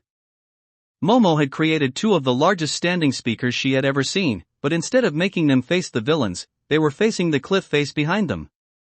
Yayorozu? I think it's time to, what's the phrase? Bring down the house? Yuga was stunned. With the small speakers in her boots, she could make a sound blast strong enough to stun a group. With these? But that'll? Momo smiled, "I have a plan. Please trust me." "Oh, what the hell?" When the villains saw Yuga connect with the speakers, they knew immediately something was up. They couldn't predict what came next, however. Momo raced for Yuga and wrapped her arms around the other girl just as Yuga put the speakers to work. The sound blast slammed into the mountainside, shattering stone and dislodging huge rocks. Even the stone they were standing on began to shatter. She had caused a landslide. As everyone began to fall, Momo created a cocoon of metal around them, a shelter from the collapsing mountain. The two held onto each other until the roar of falling rocks and stone finally stopped. When the black mist cleared, Izuku looked around and was horrified to see almost all his classmates were gone. Right next to him was Denki, who had fallen onto his knees, sparks of lightning still crackling around him. How Izuku hadn't been electrocuted being so near him, he had no idea. Shuji unfolded his arms, showing he had grabbed Kuji and Rikadu. Turu's floating gloves could just be glimpsed behind 13, who was dusting herself off as she stood herself up, keeping her eyes on the villain. Kurojiri was keeping his distance from the group, eyeing all the ones that he could see. Hey! Hey! Where is everyone? Ashido? Ashido? Ijuru's head whipped around as he tried to see if anyone else was still with them. Kirishima, please stay calm. 13 said, we must not let ourselves panic now. Shuji, can you check to see where everyone is? Mezu nodded and extended his arms out, the ends turning forming multiple ears as he scanned the whole building. It sounds like everyone is still here. He just dropped them off at different sections of the USJ. The rest of the students sighed in relief, but a grunt from Mezu stopped them. They aren't alone though. There are a lot of villains with them. A cold chill fell over the group. The thought of their fellow classmates and friends facing such a danger filled each of them with dread. Damn it, Ijiru swore to himself. This is just like last year with that giant. I wasn't able to do anything then, except now it's Ishido that's in trouble. We need to do something. We will, 13 reassured him. Though at this point she wasn't exactly sure what. I'm afraid the only thing you will be doing is dying. While you were able to escape my warp gate, I am more than capable of dealing with the 6 of you, Kirojiri said simply. It wasn't a threat or a boast, it was a simple truth. Denki blinked and started to look around and do a head count, but a sudden, discreet, smack to his back from Rikadu stopped him. His message was clear, and now everyone knew it. Kirojiri had not noticed Toru yet. You 5, come here now. 13 called for the other students to close ranks, while, keeping her hands behind her back, felt around for Toru. She found the girl's shaking hand and made sure she was directly behind her so that her gloves and shoes were out of sight. She wished she could speak to the girl, to reassure her, or make sure she would understand what she was planning. She would just have to hope that Toru would pick it up. Before turning her attention back to the other students and Kirojiri, she pulled lightly at Toru's glove. All of you listen, we have no alarms and no phone signal. Even with Eraserhead dealing with the villains below, nothing has come back on. So they must have hidden the one interfering with everything someone else in the facility. At this point, by the time we could find this person, it would be too late. There were a couple of audible gulps. They knew what too late meant for them. However, even if they have someone hidden away that is interfering with our ability to communicate, it must only be around this building. If they disrupted phones any further out, it would cause a commotion that I'm sure they don't want. Kirojiri's eyes narrowed, while the students nodded that they understood. Kaminari, Eraserhead had you try to contact the school, but you weren't able to, correct? Oh, no. Even when I boosted my headset's power to extend the rage, it was still getting blocked. 13 nodded, the headset is getting blocked inside here, but outside, away from the building, it should be able to break through and contact the school. Taking a breath, 13 continued, I want you to take that headset, get outside and call for help. Kirojiri sighed, setting aside the obvious that you assume I would let the boy escape. Kirishima stepped forward, arms and hands cracking as he hardened them. Rikadu pulled a few cubes of sugar from his belt and quickly swallowed them, his muscles bulging as he took up a fighting stance. Koji, even though he was still clearly scared, stood right beside Rikadu, ready to help the plan work. Mezu spread his arms out in front of 13 and Denki, blocking Kirojiri's view. Saying what your plan is in front of the enemy is the very height of foolishness. Kirojiri screamed as he launched himself up into the air, a tidal wave of black mist ready to crash down on the group. Denki bolted, running as fast as he could around Kirojiri. The villain started to turn towards him, but 13 reached out her hand. One of the caps on her fingers popped back, and a great vortex sucked up everything in front of her, including the villain. I won't let you. Black hole. Kirojiri grunted as he was hit by the attack, but was able to just hold himself together. I see, yes, that quirk is indeed dangerous. If I didn't know about you, hadn't prepared for you, I would have been completely at your mercy. 13 blinked, prepared? 13 didn't notice the black warp gate form behind her. You are an excellent hero, 13. But you specialize in rescue operations, not combat. So compared to other heroes like Eraserhead, you don't even have half the experience of a normal hero. Kirojiri opened a portal in front of himself, while at the same time opened the one behind 13, hitting her with her own quirk. Immediately she could feel her back being ripped apart, the pain making it impossible to even think. She tried to close off her glove, but the pain made it impossible. She couldn't focus. Kuji and Mezu rushed forward. Mezu smashed 13 out of the way of her redirected attack, while Kuji grabbed her glove and forced the cap back over her finger. They hit the ground, with the two boys doing everything they could to soften the landing for their teacher. Denki stopped running, horrified at what had just happened, but Mezu shouted out, "Keep going! Don't stop! I'm afraid I cannot allow that. Kurogiri twisted around and rushed for Denki. Gasping, Denki took off, but the warp villain was already on top of him. I'm afraid I cannot allow you to call for help. With Kurogiri over Denki, he was trapped, ready to be warped away, but that never happened. With a sudden and loud thud, Ijiru slammed into Kurogiri, his arms cracking the metal brace that Kurogiri wore. Great throw, Satu. Rikadu smirked. Toga was able to cut you and Kirishima saw that brace. So you must have a body that can take damage in there. When both hit the ground, Ijiru slammed a boot onto the brace, while he began to wail on the villain. Let's see how much damage you can take. That is enough. A wave of black slammed into Ijiru, knocking him back and onto the ground. Writhing around, Kurogiri warped himself away, reforming right in front of Denki. I have had enough of this. You will not leave this place. Ah crap. Denki let off bolts of lighting, but Kurogiri opened a warp gate anyway. I may not want something so lively going through me, but the alternative is too dangerous for the League. Now be a good boy and dash. Something was wrong.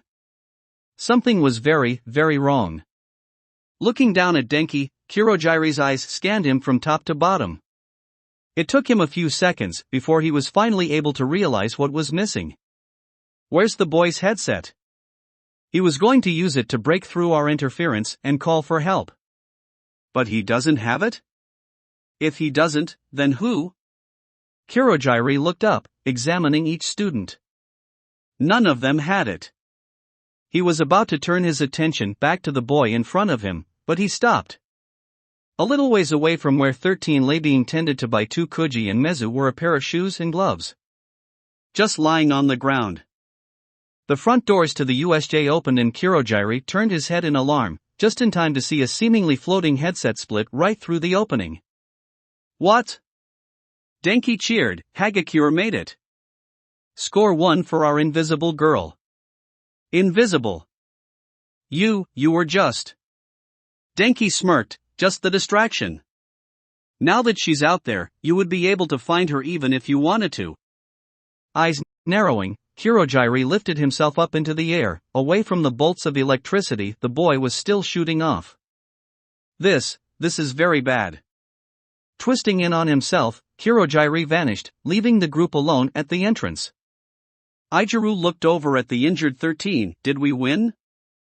Mezu turned, looking at the door then back at the rest of the facility, where their classmates were fighting for their lives. We'll know if the heroes get here in time.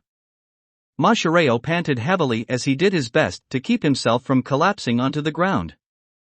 Scorch marks covered his costume and he had burns that crisscrossed over his hands, feet and tail. To his side, he could hear his classmates as they tried to recover from the villain's vicious attack. Hanta, Yuga, and Minoru were doing what they could to hold themselves up like Mashireo was. None of them had expected this much trouble from the lone skull-faced villain in front of them. In a matter of seconds, he had turned the tables on the students. When the four had first fallen out of the black warp gate into the landslide zone, they were immediately set upon by villains. Minoru in a panic had started throwing the balls from his head at anything around them. Hanta saw that the villains had started to freak out since they couldn't get the purple balls off themselves. Working together, with Yuga holding Minoru up above his head so that the smaller boy would be able to reach more villains, Mashireo and Hanta worked quickly to force together as many villains as they could. Getting them stuck together and helpless made them easy targets for Yuga to blast with his naval laser. The plan had worked, and the four had been able to take out the group of villains. Except for one, a villain that had stayed back while the rest had charged in and gotten stuck. Yuga had noticed the villain first. He turned so that he could shoot him with his naval laser, but the villain rushed forward in between everyone. Electric bolts crackled over his skin as he slammed himself into the four, delivering painful strikes and electrical burns wherever he touched. What gives with this guy? We took care of all those other chumps. Why's this one dude kicking our butts? Hanta complained, wincing as the burns over his chest made it hard to breathe. Minoru, using Yuga's cape as a handhold, why am I stuck with the scary strong guy? I bet no one else is dealing with this. Yuga was holding his stomach, he was close to his limit from his attacks against the other villains earlier. The skull-faced villain laughed. Kids like you might be able to take on a bunch of idiot adults, but none of you stand a chance against someone like me. Mashireo frowned. It's still 4-on-1. I wouldn't be so sure of yourself. Says the kids that look ready to run home crying to their mommies. Hanta caught Mashireo's eye. The other boy had steadied himself and looked ready to go. Mashireo kicked off, twisting in the air to slam his tail down on the villain's head. The villain dodged to the side and reached out to grab hold of Mashireo, lightning arcing from his fingers. Hanta shot out a ribbon of tape that wrapped around the skull-faced villain's arm, yanking the arm back and away from Mashireo. Yuga gulped, fighting down the sickening twist he felt in his stomach as he aimed and fired his laser. The skull-faced villain acted fast. Grabbing some of his downed comrades, he threw them into the laser, protecting himself.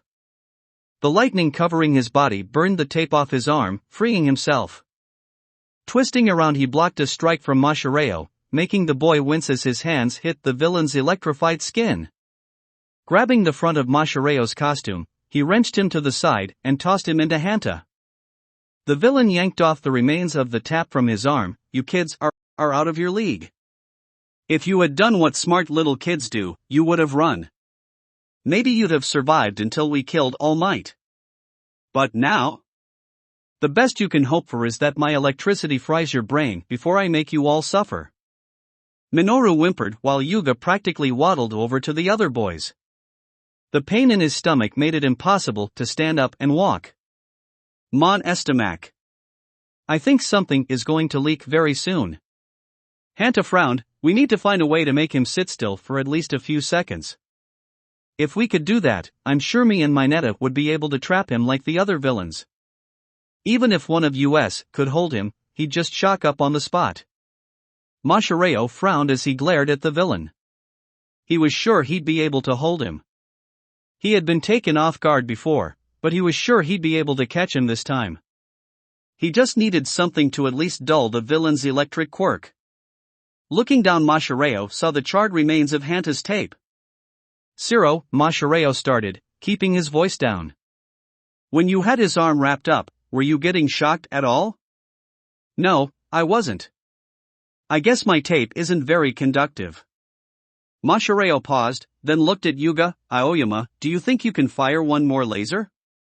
If you can distract him, I may be able to hold him just long enough for Sero and Mineta to capture him. Yuga gulped. After a few seconds of thought, the twinkling hero nodded. Jevase, I will try my best.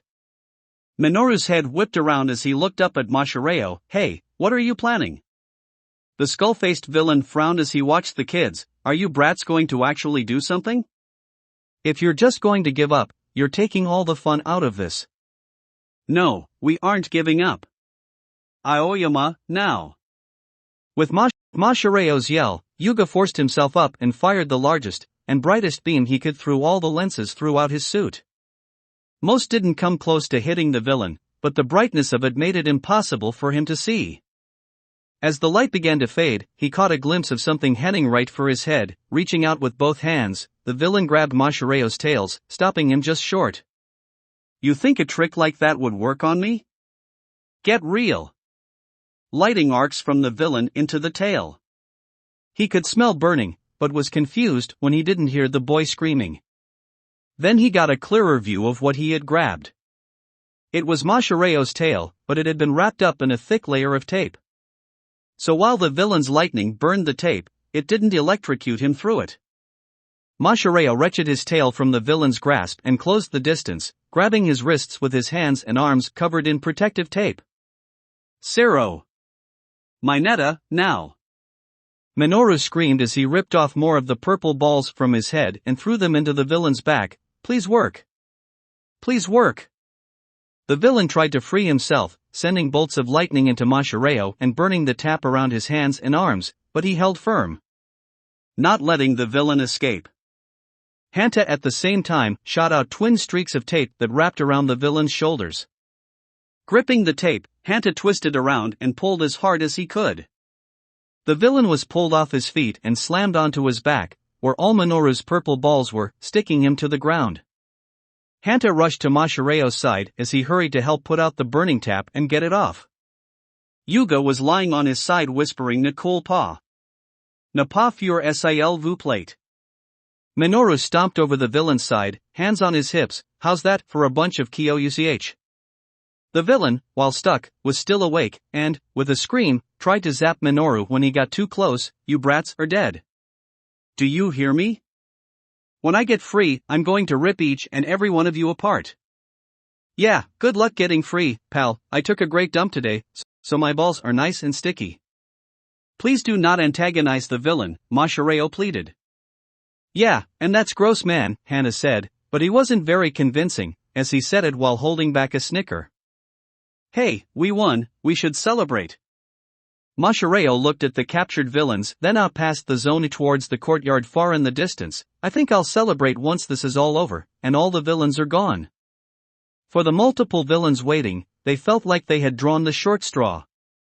Their orders were simple: enter the warp gate, get stationed in different areas of USJ, wait until Kurogiri drops some unlucky kids into the zone, then kill the kids. Simple. Easy. For the group of villains waiting for their prey, it was anything but. Why in the hell is it raining inside? Air, I think because it's supposed to be like a monsoon or a typhoon. Nobody cares. More villains grumbled in agreement. They had all agreed to come and help with Tamira's plan to kill All Might, but being forced to wait around in the middle of a huge rainstorm getting soaked had left them in a bad mood. I swear, if that warp bastard doesn't drop a kid here in the next minute, I'm out. Dude, it's just a little water. There was a crack of thunder that echoed in the large domed city. While the villains were sure it was their imagination, it felt like it was raining even harder now.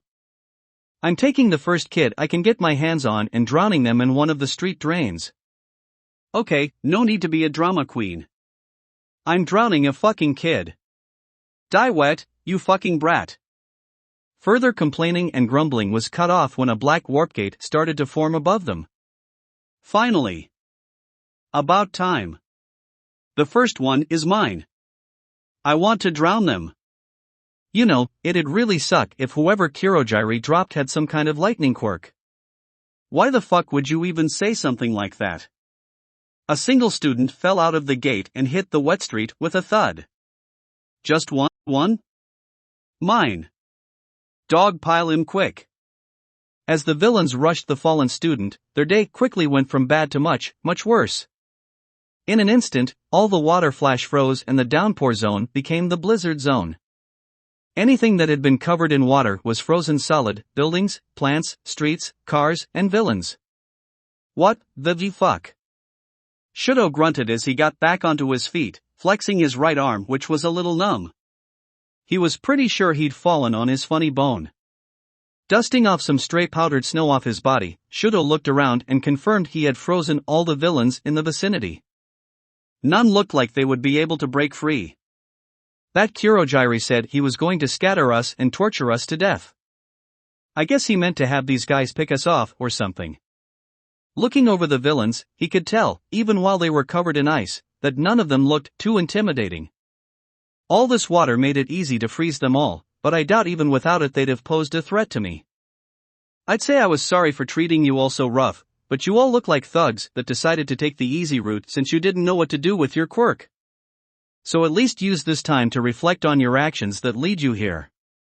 When the attack first happened, and that guy said they were here to kill All Might, I figured they were trying to ambush him and overwhelm him with sheer numbers. They seemed to know he was supposed to be teaching this class today too, which is concerning. But none of these guys could possibly pose a threat to him, no matter how many they brought. They're just a bunch of thugs, probably random people pulled from the street. Only a couple, but I saw looked like they were actually dangerous. The guy that warped me here, the guy covered in hands, and that giant monstrous-looking one. What could they be planning? Unless the goons were for us and the other teachers, maybe? Standing in the middle of the group, Shudo addressed them all. If you all stay frozen like this, you'll get frostbite and eventually suffer from cell death. A few of the villains noticeably gulped. Some were starting to panic. First your toes and fingers, then your arms and legs will die and have to be amputated. And that's if someone gets to you in time. If they don't, well, freezing to death is a grisly way to die. More panic spread throughout the group. I'm trying to be a hero, so I'd rather not have that outcome on my conscience, so I will ask you all just once, how do you plan on killing All Might? Looking around, Hitoshi wasn't sure what to make of his surroundings or his day.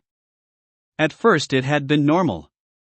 Wake up, have breakfast, go to school, meet up with his new friends for class, wonder from which angle Himiko would latch onto Izuku. It had been from underneath, and he didn't want to know how she pulled that off. Then it was homeroom, math, English, lunch, and finally a bus ride for heroics. Then suddenly his class was under attack, and he was at the front of USJ surrounded by a black cloud, created by a member of the League of Villains. Now he was in a city he didn't recognize at all. And to top it all off, it was on fire. Everything was on fire. Why was everything on fire? Hitoshi was a little beyond caring at this point. Hitoshi, you are having a day today, huh? Yes, you are. I swear if I got teleported to some post-apocalyptic future, I'm done. I am too tired to deal with that level of bullshit. Then perhaps you should start going to bed earlier, Shinso. A hero in training must not allow himself to become tired when it's only midday. Tenya chastised Hitoshi as he made his way over to him. While he was relieved to see his friend, he still couldn't help but roll his eyes. Nice to see you're still taking your class rep duties seriously, even when we've been transported by who knows who to who knows where. With Tenya wearing his helmet, Hitoshi wasn't sure how he looked, but when Tenya put his hand on his shoulder and asked, "Are you alright?" He liked to think his friend was smiling. Yeah, I'm fine. Just was not expecting this when I rolled out of bed today. Tenya could understand. He was also doing his best to cope with the sudden turn of events. At the very least, let me put some of your worries to rest. We are still within the USJ. We have not been transported forward in time. Hitoshi groaned. Great, you heard that? Wait, you're sure this is the USJ? It looks like we are in a city. Of course. The USJ has multiple training zones that simulate different disasters, remember? When we first came in, you must have seen the giant dome with fire painted along its side. This is where they simulate citywide fires. Tenya pointed up when he mentioned the dome. When Hitoshi looked up, he could see that ceiling of the dome peeking through the clouds of smoke.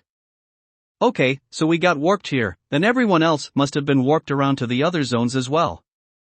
A reasonable assumption. But why go through the trouble of just dropping us off here? If they really wanted to, they could have just put us in the courtyard and let all those villains attack us. Scatter and tortured to death is what that Kurogiri said. We must have been warped here for a reason. Hitoshi tensed while both he and Tenya looked around their surroundings. I don't suppose you know where the exit to this place is? No, I don't. While I'm tempted to hurry and find it, perhaps a more discreet method of escape would be better for us. Yeah, let's get off the main roads here. Running around in the open, even at your speeds, probably isn't the best idea right now. Plus, you'd have to come back for me anyway. Tenya scratched at his mask. Under his chin, I could dash. If you say carry me, I'll smack the chrome off that suit of yours. Their decision to get off the main street quickly turned out to be the correct choice. Moments after they had moved into an alley, a large group of villains came running around the corner. I'm telling you, I heard someone talking over here. Are you sure? All this fire is so damned loud, it's hard to hear myself think. Right, like you have a brain big enough to actually think. You want to say that to my face, punk? Bring it on, Jarhead. My head is a lava lamp, and I will destroy you. Oh, will the two of you just shut up? The largest of the group screamed over everyone, making the two other villains fall silent. Let's fan out and see if we find something. The attack already started, so some of those kids should have been dropped off by now.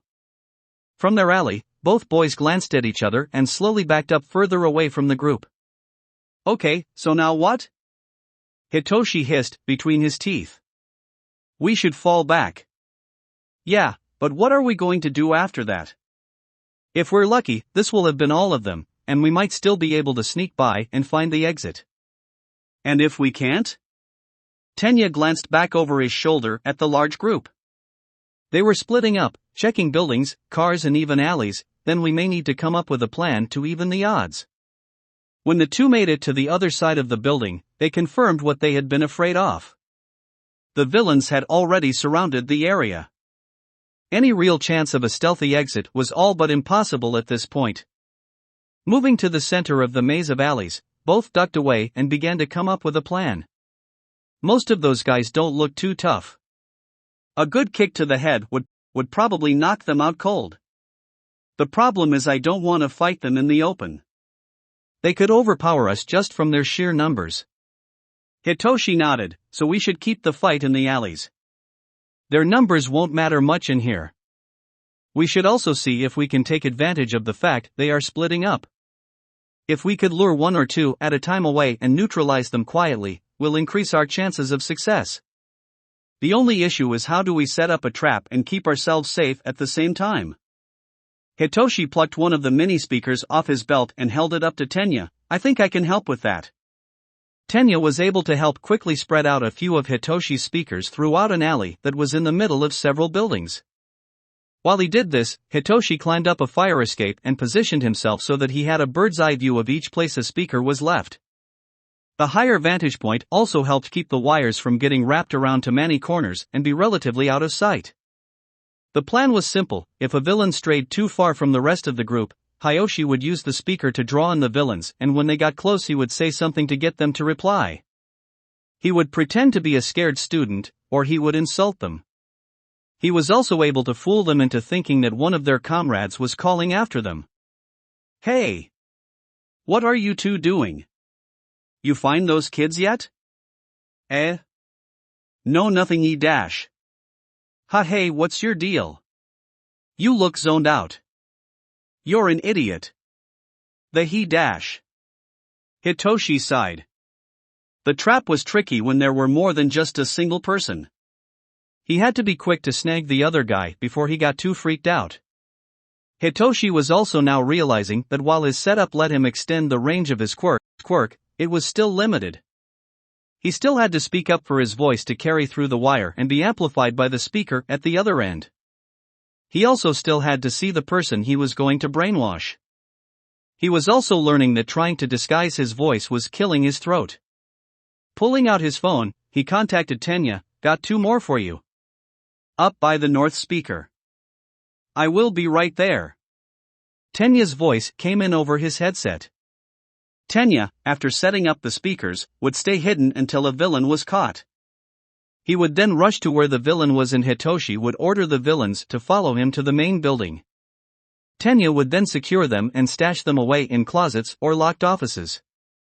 Before leaving, he would deliver a swift kick to the head to each villain, knocking them out, and freeing up Hitoshi to use his quirk on someone else. This method had worked wonderfully for a time, and the two had been able to take out several villains, greatly improving their odds. As long as they kept this up, they would be able to take out enough villains to make their escape and none would be the wiser. Hey, up there! It's one of the kids! Hitoshi looked over the railing and swore. Right below him was a villain pointing right at him. Oh crap! Shinso? What's wrong? I got spotted. And he's calling for his friends. Where are you? Still in the building. I just bolted the room with the last two villains we captured. Guys! I found a student. Hitoshi leaned over the and screamed, will you shut up? Ha! Fat-chan dash. The villain fell under Hitoshi's control, falling silent, but it was too late. He could hear more villains coming. I'm going to have to make a run for it. I will find you. Hitoshi quickly grabbed the wires he had spread out and yanked his speakers back before he slid down the ladder and was about to make a run for it, before he turned to look at the villain that spotted him. You slam your face against that building as hard as you can. Running, he could feel his hold on the villain break. He just hoped that the villain hit himself hard enough that he was out cold on the concrete. And where do you think you're going? Crap! Skidding to a stop, Hitoshi turned and bolted down another alley that wasn't blocked by villains. Unfortunately for him, this alley led right into the open, where the remaining villains were waiting for him. Well, this is just great. Several of the villains sneered at him while a few were eyeing him cautiously. Hitoshi found it odd they weren't just attacking him outright. What could be holding them back, he wondered. You the reason over half of us are missing? Yeah, what did you do to them? Oh. They noticed that, but they don't know how me and Iida pulled it off. Actually, they might not even know about Iida at all. Hitoshi crossed his arms and stared the villains down, thankful that all the fire and heat made for a good excuse for how much he was sweating from how nervous he was. If you all know what's good for you, you'd all be running right now. Is that a dash? When the villain fell silent, several from the group looked over at him, confused. Hitoshi, however, didn't want them to think about that. He needed to get them scared. You, walk over here. Hitoshi pointed to his side, and the villain followed his command. What the heck? Why is he doing what the kid said? It's like he's mind-controlled or something. The villains looked at each other and then Hitoshi. Oh, you have got to be kidding me. Hitoshi pointed at the villain, doing his best to be as menacing as possible. You wanted to know what happened to your guys? I took over their minds, and made them walk into the nearest burning building. A few gasps. A few shudders. A few worried glances. I got them spooked. Now I just have to hope none of them have a brain in their heads and start to ask. Hey, if he could do that, why not just mind control all of us right away? Crap. Hey, you're right. He only got one of us. I bet he has a limit on the people he can control. Let's just rush the kid already. Crap. The villains rushed for Hitoshi, but only got a few feet towards him. In a blur of silver and blue, Tenya rocketed down the street, dive kicked right into the middle of the group, sending most of the villains flying into the air.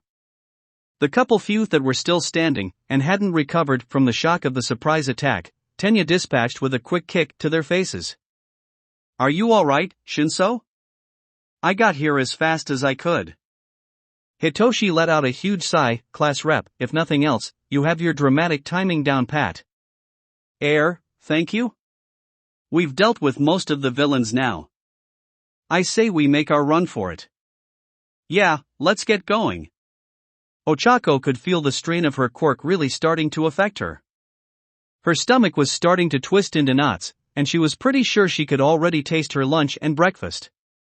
The uneven way their ship was being propelled didn't help her stomach either. Though she wasn't about to tell Katsuki to take it easy since 1, they needed to get out of the water and regroup with the others, and 2, she would be damned before giving him the satisfaction of seeing her need him for anything. Hey Ochako! Himiko screamed over Katsuki's explosions. Daring to look up, Ochako found Himiko still nailed in place with her knives, smiling at the fun ride she was on. What? How are we going to stop? Ochako blinked. Tsuyu let out a nervous ribbit, and Katsuki actually stopped firing off blasts. Himiko looked from Ochako to Katsuki, her smile fading. Wait, did neither of you take into account what was going to happen if this boat hit dry land going this fast? Fuck. Ochako's mind raced. Wait, we just need to fire off some explosions from the other direction. Bakugou moved to the dash. Ochako wasn't able to finish her thought in time. The boat's bow slammed into the edge of the courtyard. The front crumpled in on itself while the back was lifted up into the air and flipped over.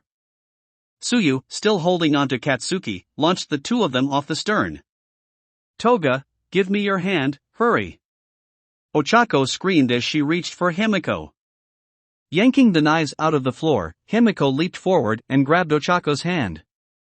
Ochako activated her quirk on both Himiko and herself, letting the two float in the air safely as the boat pulled away from them and fully flipped over into the courtyard where it broke in half. The bow of the ship coming to a stop and floating lazily over the edge of the water and courtyard, and the other half that slammed into the courtyard fountain before getting stuck. Several villains gaped at the destruction they had just witnessed before turning on the kids and screaming, "Are you kids nuts? What the hell was that? Wait, Shouldn't the water guys have drowned those brats? Why the hell was the boat flying? Katsuki put his thumb to his throat and dragged it across, sticking his tongue out at the villains as he did. Hurry up and die, you worthless assholes. I don't have time to waste on pawns like you. Suya shook her head. Right, because antagonizing the horde of villains is the best thing we can be doing right now. Ochako released her quirk, making the bow of the boat slam into the ground, making a few of the villains that had started to advance on them scurry back. Himiko smirked as she and Ochako landed next to the other two. Oh, let him have his fun. He's like a kid in a candy store. Oh, shit. Himiko's smile faded completely and her whole demeanor changed. She was actually shocked by something. The other three turned to see what had gotten her to go silent. They all looked as some distance away. Aizawa was thrown to the ground by the giant Nomu with a sickening crunch and skidded across the concrete floor. No one moved as they looked at their fallen teacher, each in varying stages of horror. The monster tilted its head to the side, waiting to see if their prey could still move. Gingerly, painfully, Aizawa's head turned so he could look up at his students. His face bloodied, his eyes swollen and broken. He looked at each of the four as he gathered his strength. Not enough to fight, not even enough to stand. He had just enough strength to give them one order, even if they were too far away to hear it: get out of here. Nomu growled and began to advance on the teacher. They had been ordered to kill him, and nothing was going to stop them in their mission. Ochako felt panic grip her heart. She was vaguely aware of Suyu saying something, and Katsuki screaming in answer. Himiko was doing something, but she couldn't look. Her eyes could pull away from the scene in front of her. Her teacher was lying on the ground beaten and bleeding all over himself, and that monster was advancing on him. With each step Noma took, the panic inside Ochako broke, little by little. Broke and was washed away as a new feeling filled her. Rage. How dare these villains attack her class? How dare these villains hurt her teacher? Her rage focused on the monster in front of her, and in a moment of pure instinct, Ochako acted on that rage. To her side, the bow of the boat still lay on its side, teetering on the edge of the courtyard. She ran for it, startling her fellow classmates. One of them asked what the fuck she was doing. It was probably Katsuki, or it could be Himiko. She couldn't tell, too focused on stopping the monster before it hurt her teacher anymore. Gripping a section of undamaged railing, Ochako lifted the bow up above her head.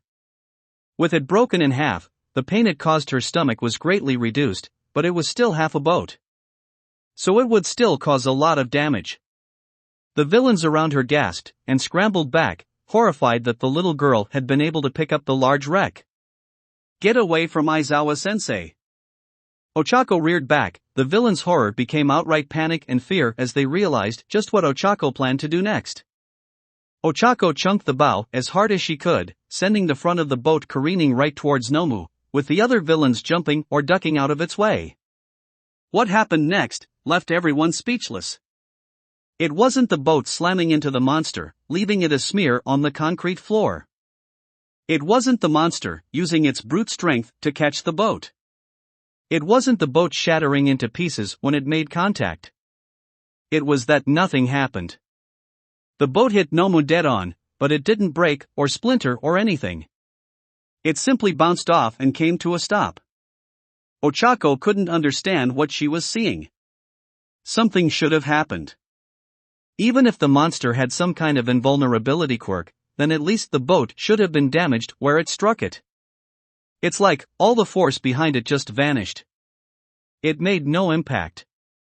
Nomu stopped and turned their head, eyes focusing on the girl that had attacked him, then at the floating bow to their side. Katsuki swore loudly when he saw the Nomu raise its hand. Drop the fucking boat. Drop it now. Ochako's eyes went wide, then as fast as she could, she slammed her fingers together, screaming, release. Just as the Nomu raised its hand and struck the side of the boat. With its gravity back, plus the force propelling it, the bow struck the ground and bounced just over Ochako's head, bits skipping off her visor as it exploded into bits and pieces and rained down into the lake behind her. Ochako, however, did not have time to comprehend just how close to dying she just came. In the blink of an eye, the monster covered the distance between the two and was standing right over Ochako, reaching out one of its giant hands to grab her and to tear her apart. Frog legs, grab her now! Katsuki charged forward as Tsuyu launched her tongue out and wrapped it around Ochako, yanking her back. Katsuki, as Ochako sailed past him, yanked back the safeties on his gauntlet and aimed it right into the Nomu's chest. Eat shit and die, you ugly fuck! Pulling the pin, a blast of concentrated fire slammed into the Nomu, engulfing it and everything right behind in smoke and flames. Tsuyu stared in shock while she put Ochako down. Didn't he try and use that against Todoroki back during the mock battle, Kero? Scary. Katsuki grinned. I wasn't going to kill him.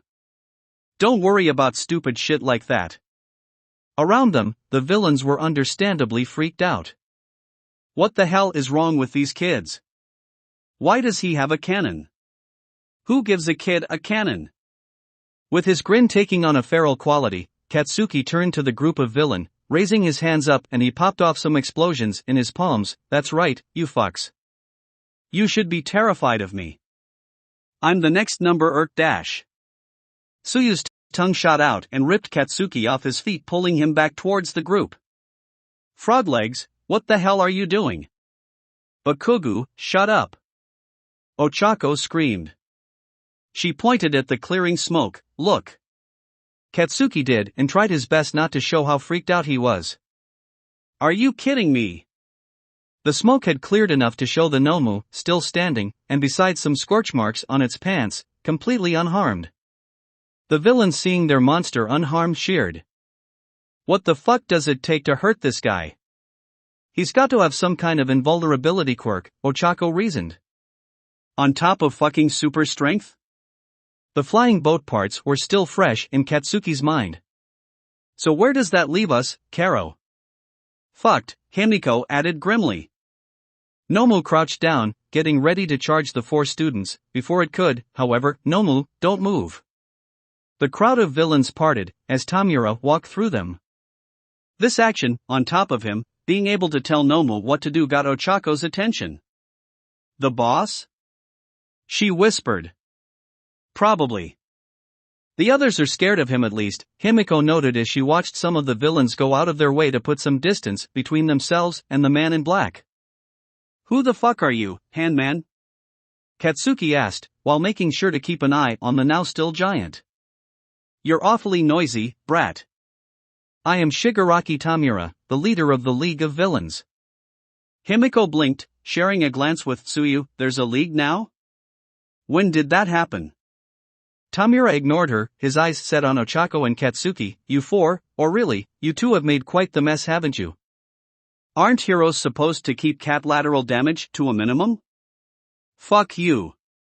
Tamura sighed, keep talking like that, brat, and I just might change my mind and sick Nomu on you after all. What do you want? Tamura glanced over at Ochako, who flinched at the glare he gave her. I want All Might to die. The four glanced over at the giant monster as they remembered that Kurojiiri had said the same thing. I was wondering how they thought they'd be able to do it. That, Nomu, must be how they plan on doing it. But since he isn't here yet, I want to have a little fun. Tamura continued, watching you four die would be a perfect way to pass the time. Having Nomu kill you, however, would be too quick. I want you four to suffer. I want Eraserhead to watch as his students die in front of him and know there's nothing he can do to save you. I want this to last as long as possible. So, motioning to the crowd around him, I'll let my men rip you apart.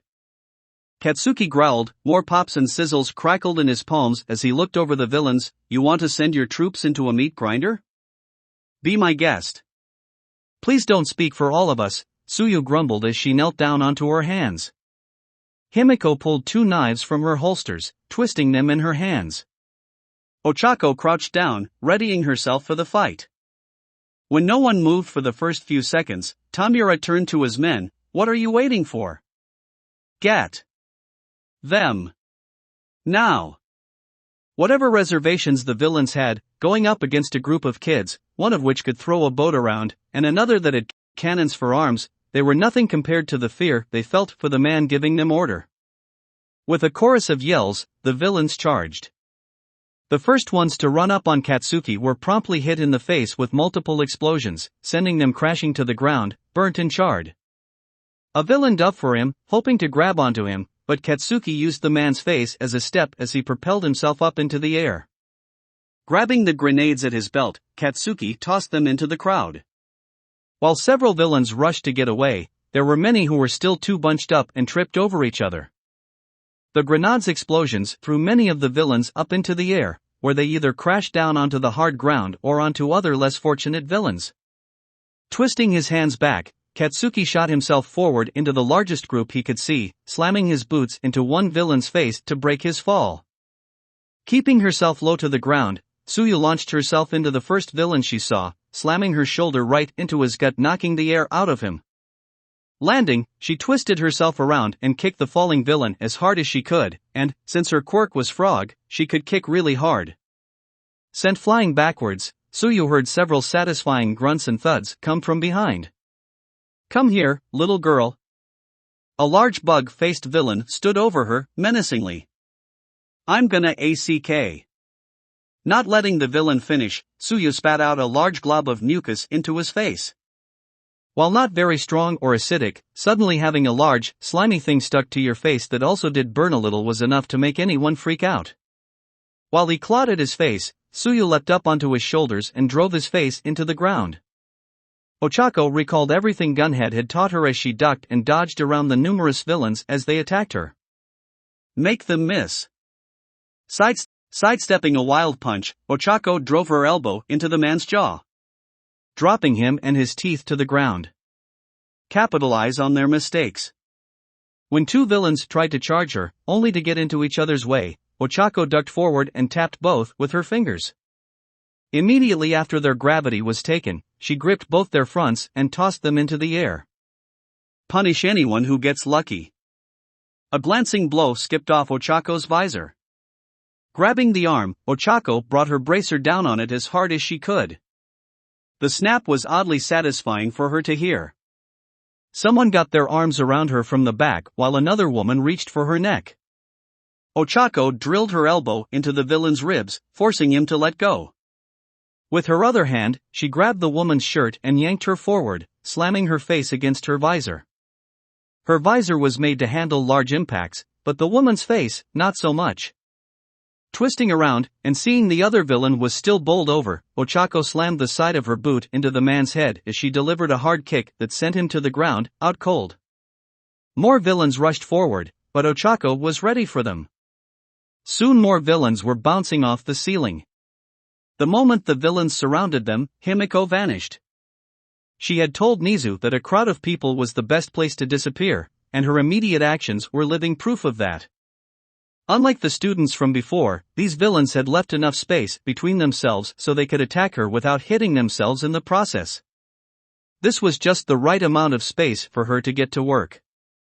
Diving into them, Himiko's knives and blades cut through flesh and bone and tendon, spraying blood everywhere and causing more than enough confusion and panic that everyone lost sight of her. There were no rocks or trees to hide behind. No alleys and dark corners to fade away in. Just people, and that was enough. Where did she go? Did she turn invisible? Maybe she ahhh. With a more than necessary twist, Himiko yanked her knife out of a villain's knee, while at the same time slicing through the Achilles tendons of a four-legged man. She heard a gasp. Looking up, Himiko saw a villain open her mouth to scream she had found her. Yeah, no. Himiko slammed her fist right up into the woman's ribs, driving the blades on her hand into the woman's lung, making sure she didn't scream, and wouldn't be able to call for help. She left her other lung unstabbed so at least she wouldn't suffocate. In theory. Honestly, she wasn't sure if that was how lungs worked. Weaving around, Himiko kept her eyes on her target. With every down villain she got closer. Tamura Shigaraki. He was the leader of this league. Take him out, and the rest would devolve into panic. She had seen it many times before while living on the streets.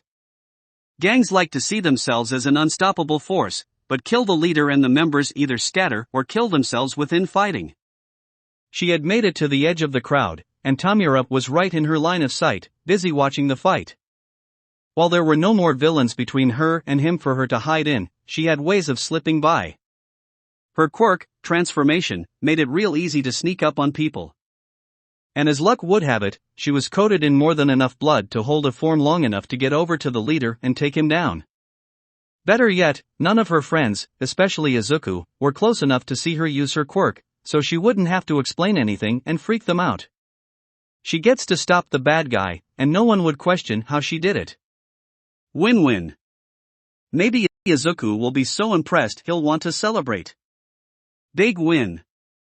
Raising up one of her bloody knives, Himiko stuck her tongue out and ran it up the side, getting enough of a taste that she felt shivers run up her spine.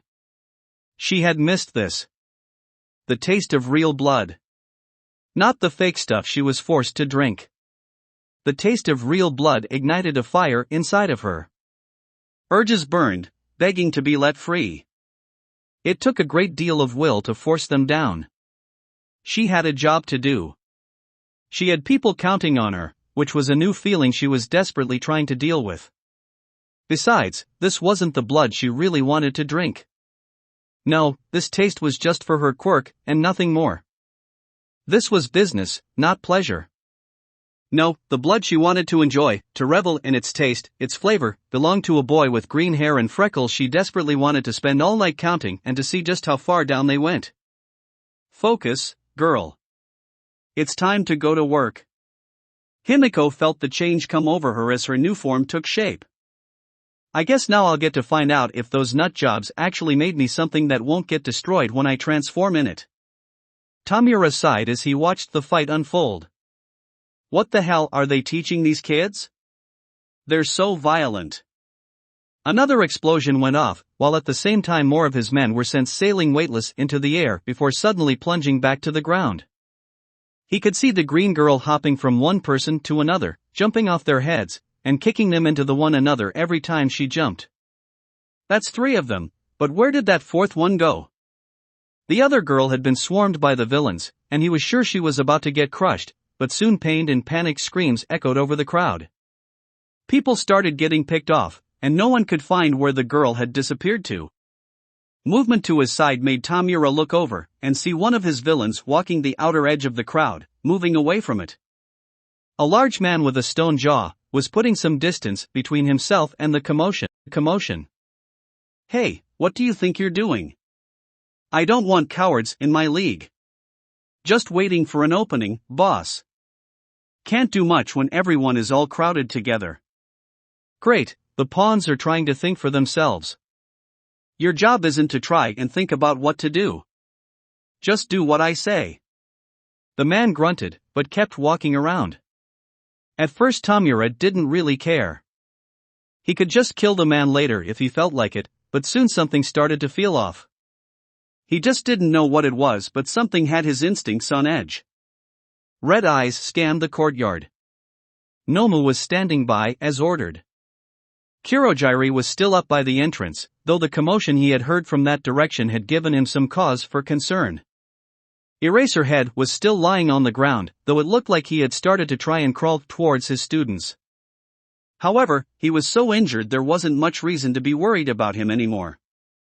Tamura looked at the approaching villain before shaking his head. Maybe I should just kill this guy now. He's starting to piss me off. That could be the reason for his one ace. He just didn't like when someone didn't listen. He looked back towards the fight. More of the villains were crawling away now.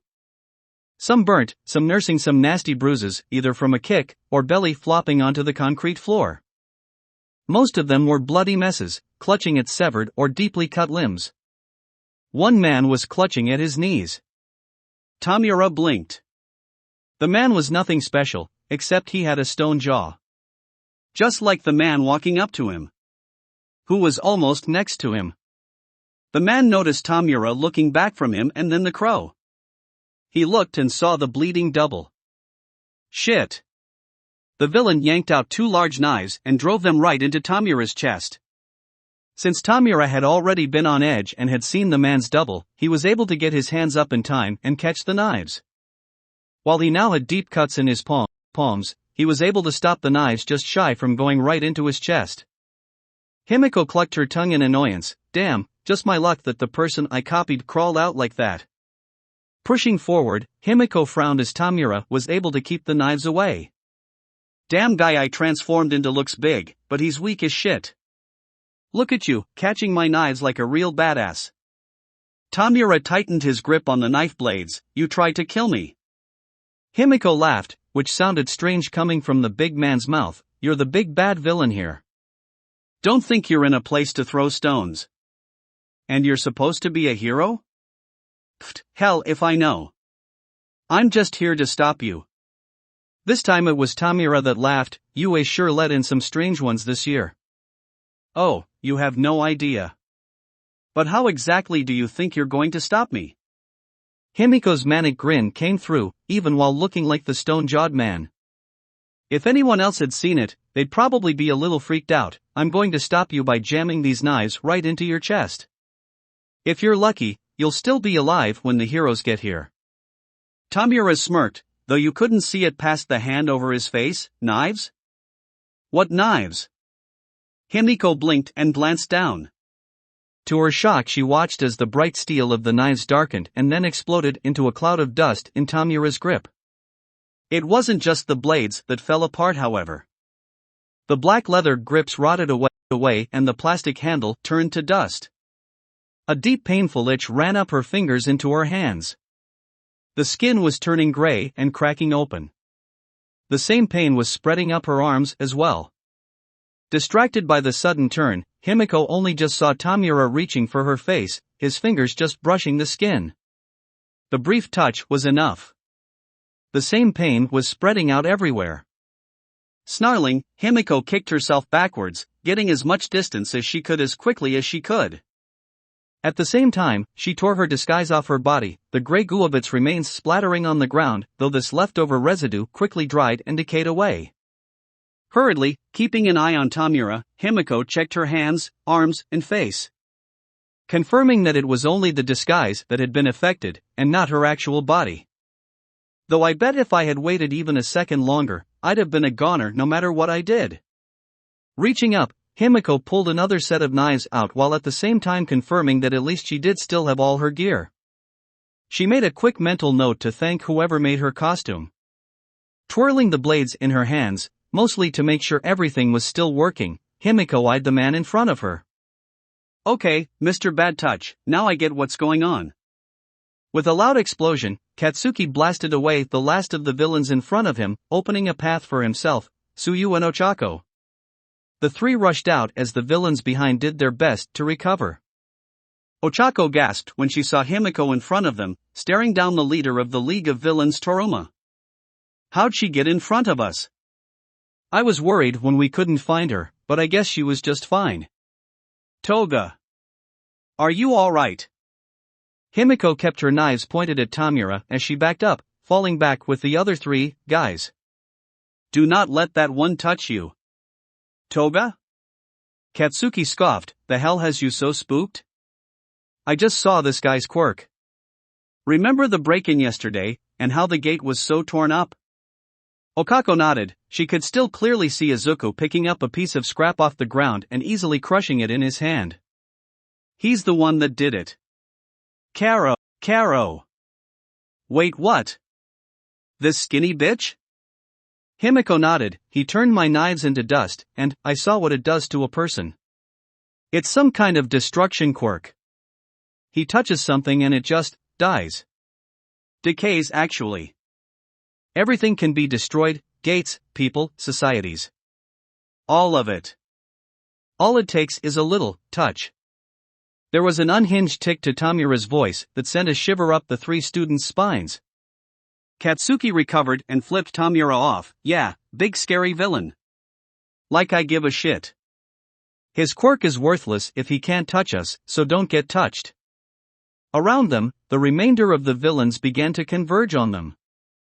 As the four got ready for another round, the air next to Tamura twisted as Kurogiri warped next to him. Oh great, this guy again, Ochako grumbled. The idea that they could get warped again, and worse, get split up was not something she was enjoying thinking about. Shigaraki. Tamura turned and looked over at the warp villain. Oh, you're back? Have you killed 13 already? Ochako felt her blood freeze. What?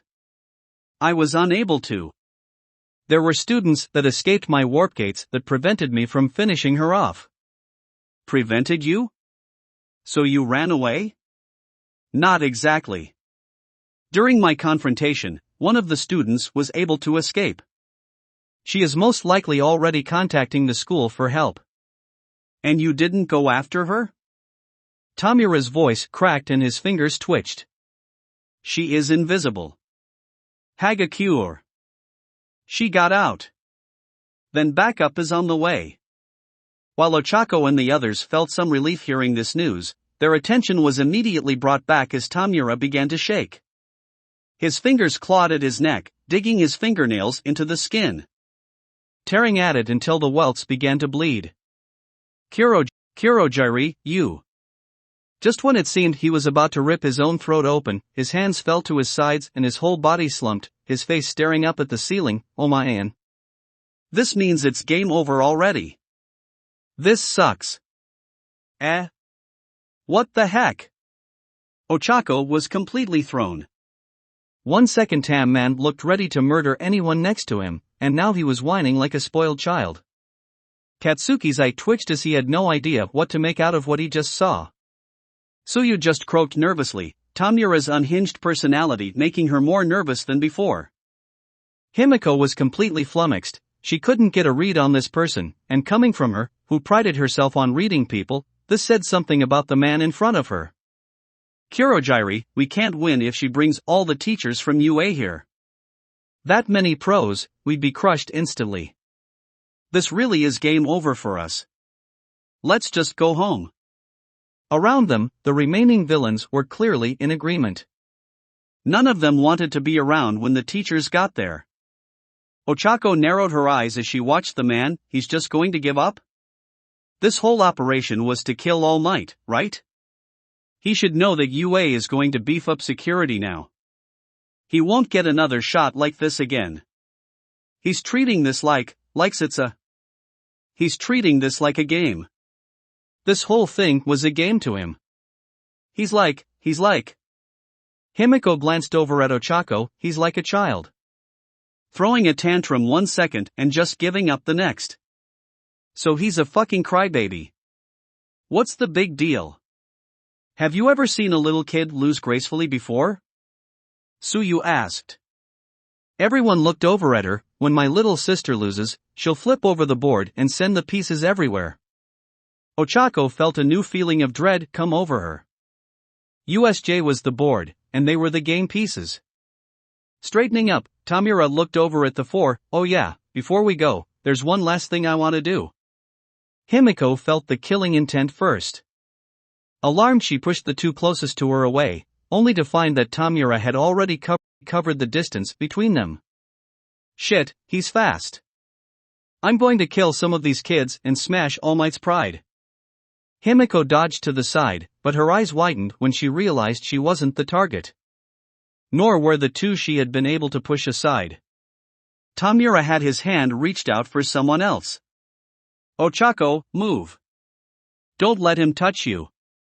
Ochako was frozen in place. Everything had happened too fast. She didn't have time to react. Even when she heard Himiko's warning, even when she realized she was the villain's target, even with his hand going for her throat, she wasn't fast enough to get out of the way. He was too close to dodge. Too close to block. She was caught.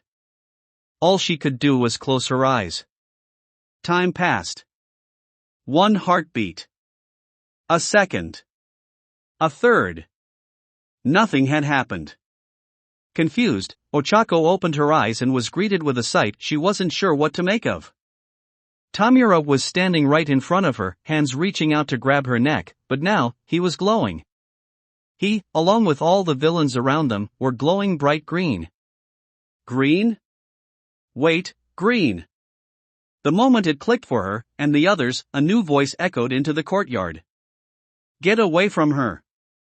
Past Tamura, past the ring of villains, Izuku stood, glowing brighter than Ochako had ever seen him before as he held Tamura and all the villains in his quirk's grasp. "We're out. Finally." Mina cheered as she and the others leapt over the wall that separated the ruins zone and the central courtyard of the facility. "We should still be cautious, there were many villains emptying into here when the attack first began," Fumikage warned. Grunting as he landed, Izuku steadied himself. "He's right. We should try and not draw attention to ourselves and make for the entrance." Mina and Fumikage nodded, though Mina let her gaze linger on Izuku. "I wish you'd let us try and patch you up some. You're still bleeding, you know." Izuku looked down at his chest. While the cuts that the mantis villain had given him were long, running diagonally from his collarbone to just over his navel, they were not very deep. Though that didn't stop them from bleeding quite a bit, staining his costume red. They were going to need stitches, he guessed. Mina had pushed multiple times during their escape to stop and let her and Fumikage bandage him up. They had plenty of first aid materials between the three of them, but Izuku declined every time. It would take too much time, and they needed to capitalize on their head start. "We're in the open now, Ashido. It's not safe." Mina rolled her eyes before adding sarcastically, "If this is a macho thing, it doesn't suit you at all." "It's not. There are just more important things that need to get done first." This was the fourth or fifth time they had done this dance, so Mina was at the point of just accepting it, and making a mental note to make sure she let Ochako and maybe Himiko know about all this. Mina was sure that between the two girls, they'd be able to knock some sense into the stubborn boy. Interesting. Izuku and Mina looked over at Fumikage. "What is?" Fumikage pointed to the center of the court. "Is that a boat?" Mina tilted her head to the side. "Yep, or at least half a one. How'd that get there? Also, is it just me, or should there be more villains, everywhere?" Izuku scanned the courtyard. "You're right. It looks like most of them are gathering over by the lake." "Then I'd say we have our opening." Izuku and Mina agreed with Fumikage. Carefully, but quickly, the three made a dash for the entrance. As they crossed the courtyard, Izuku started to hear more of the commotion where the villains were located. Glancing back over, he tried to see what was going on. There was the crowd, where some smoke and flashes of light peeked through. Then a little ways off, he saw three villains off to themselves, a smaller man in black clothing and covered in hands, a giant monster who looked even taller than All Might was further back, and another villain that was walking around the group. Izuku's eyes stayed on the smaller man. There was something about him that caught Izuku's attention. Before he could start to think why that was, Mina grabbed his and Fumikage's arms. "Guys! Look!" Mina pointed a little away from the villains. There was Aizawa, lying face down in the ground. "Aizawa-sensei. He isn't moving? We have to help him, right?" Izuku snapped his head to the stairs leading to the entrance, then back to Aizawa. Running for him would put them out in the open. They had a clear shot for the stairs at the moment, but there was no telling if that was still going to be the case for much longer. Added together, the answer to what to do was obvious. "Let's go get our teacher." The three sprinted as fast as they could as they crossed the open courtyard. Reaching their teacher, each sucked in a deep breath, seeing how hurt he was. "He's not." Fumikage knelt down and was about to put his fingers to Aizawa's neck to check for a pulse, but stopped when he cracked open one of his eyes and looked at the three. "What are you three doing?" Tears brimmed in Mina's eye while Izuku let out a sigh of relief. "We're saving you, sir." "Yeah, and I don't think you're in a position to complain," Mina added.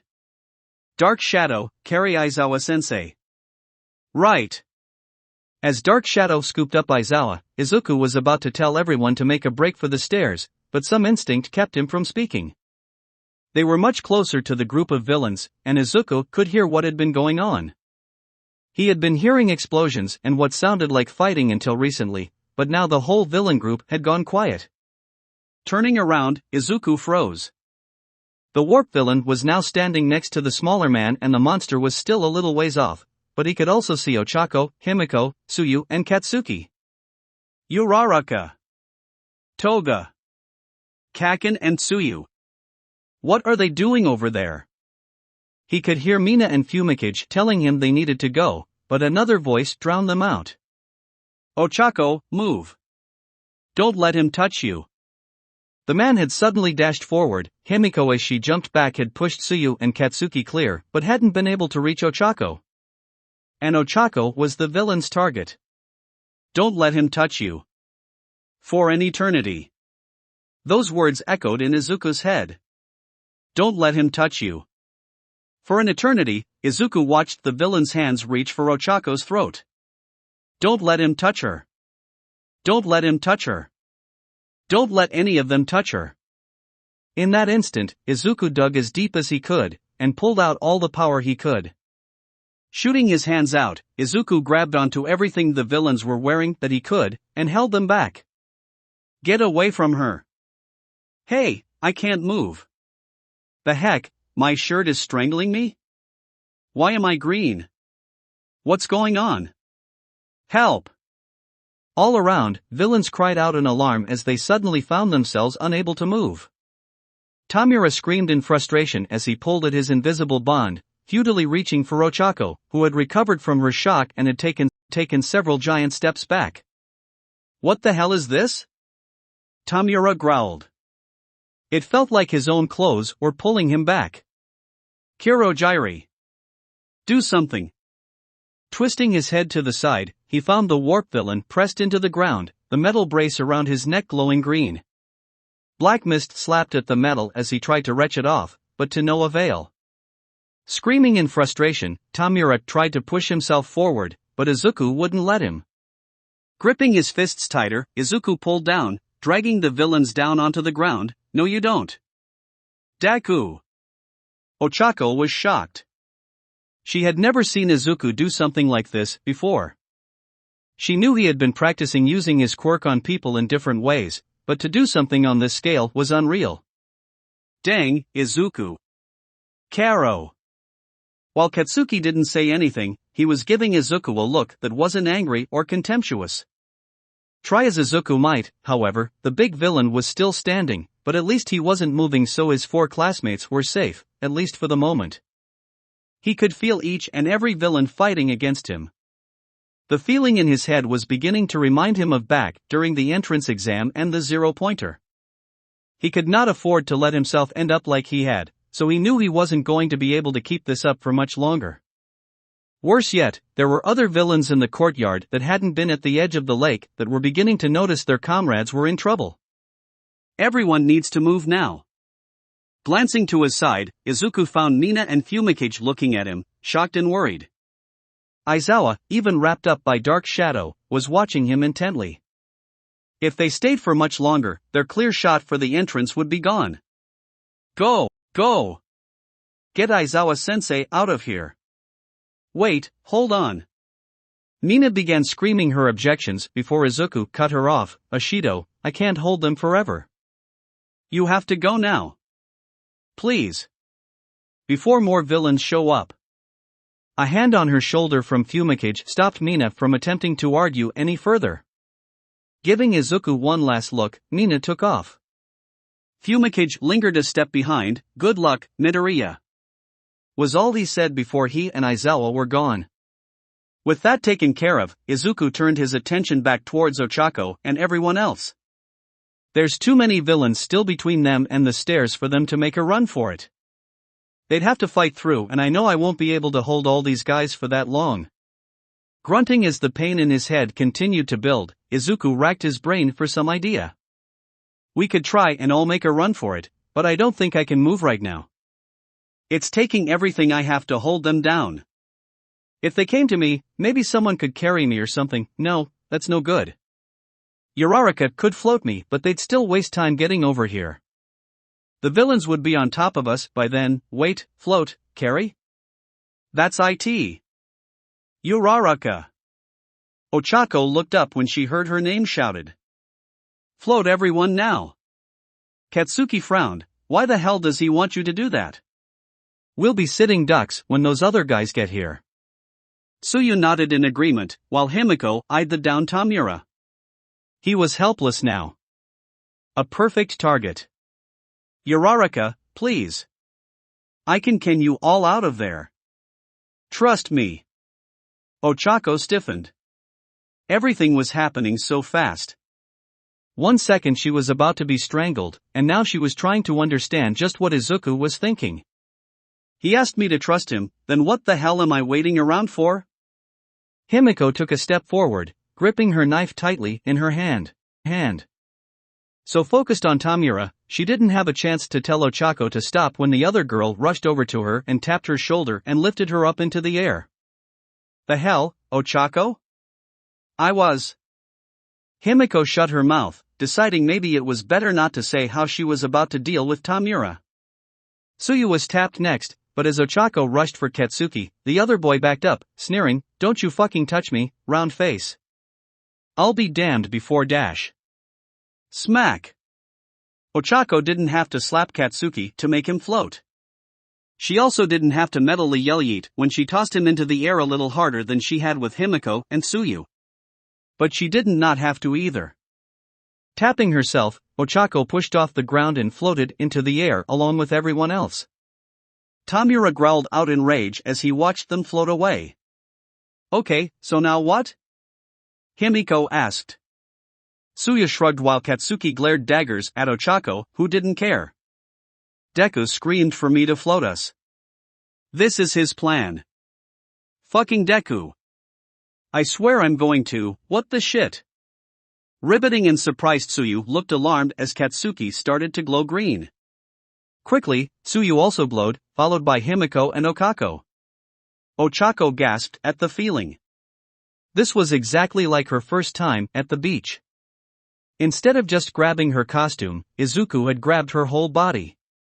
The warmth and the pressure brought a feeling of just being safe despite the immense danger they were in.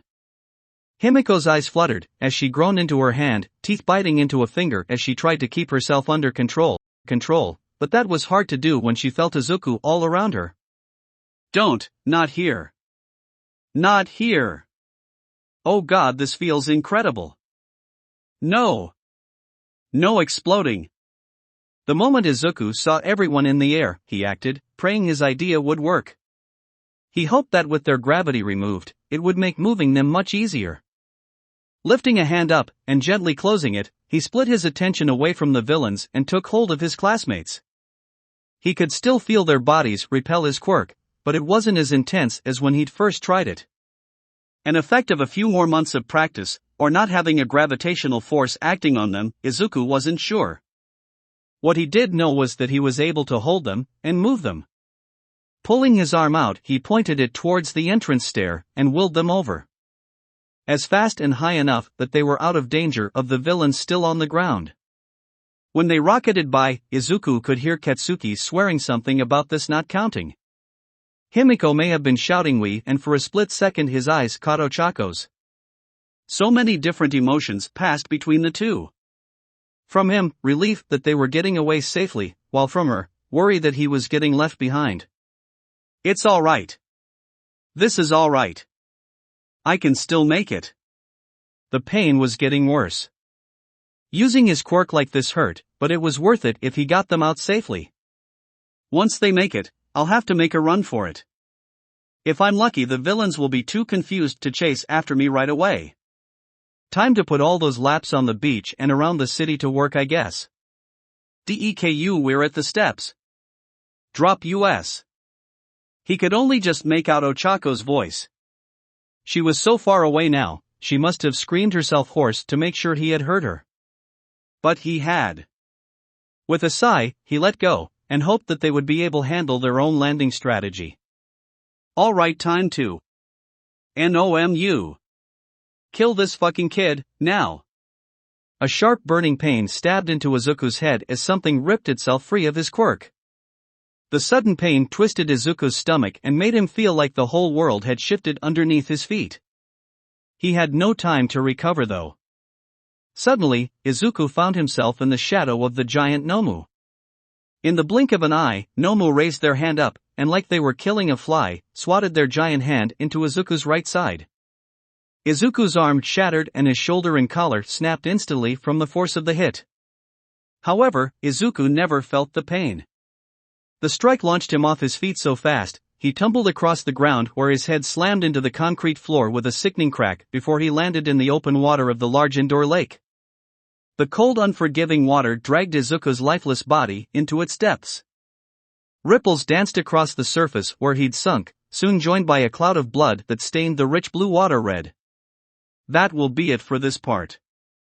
I hope everyone enjoyed. If you did, please leave a like and comment if you want part 15. If you want to hear more from me, subscribe. I hope to see you all in the next one.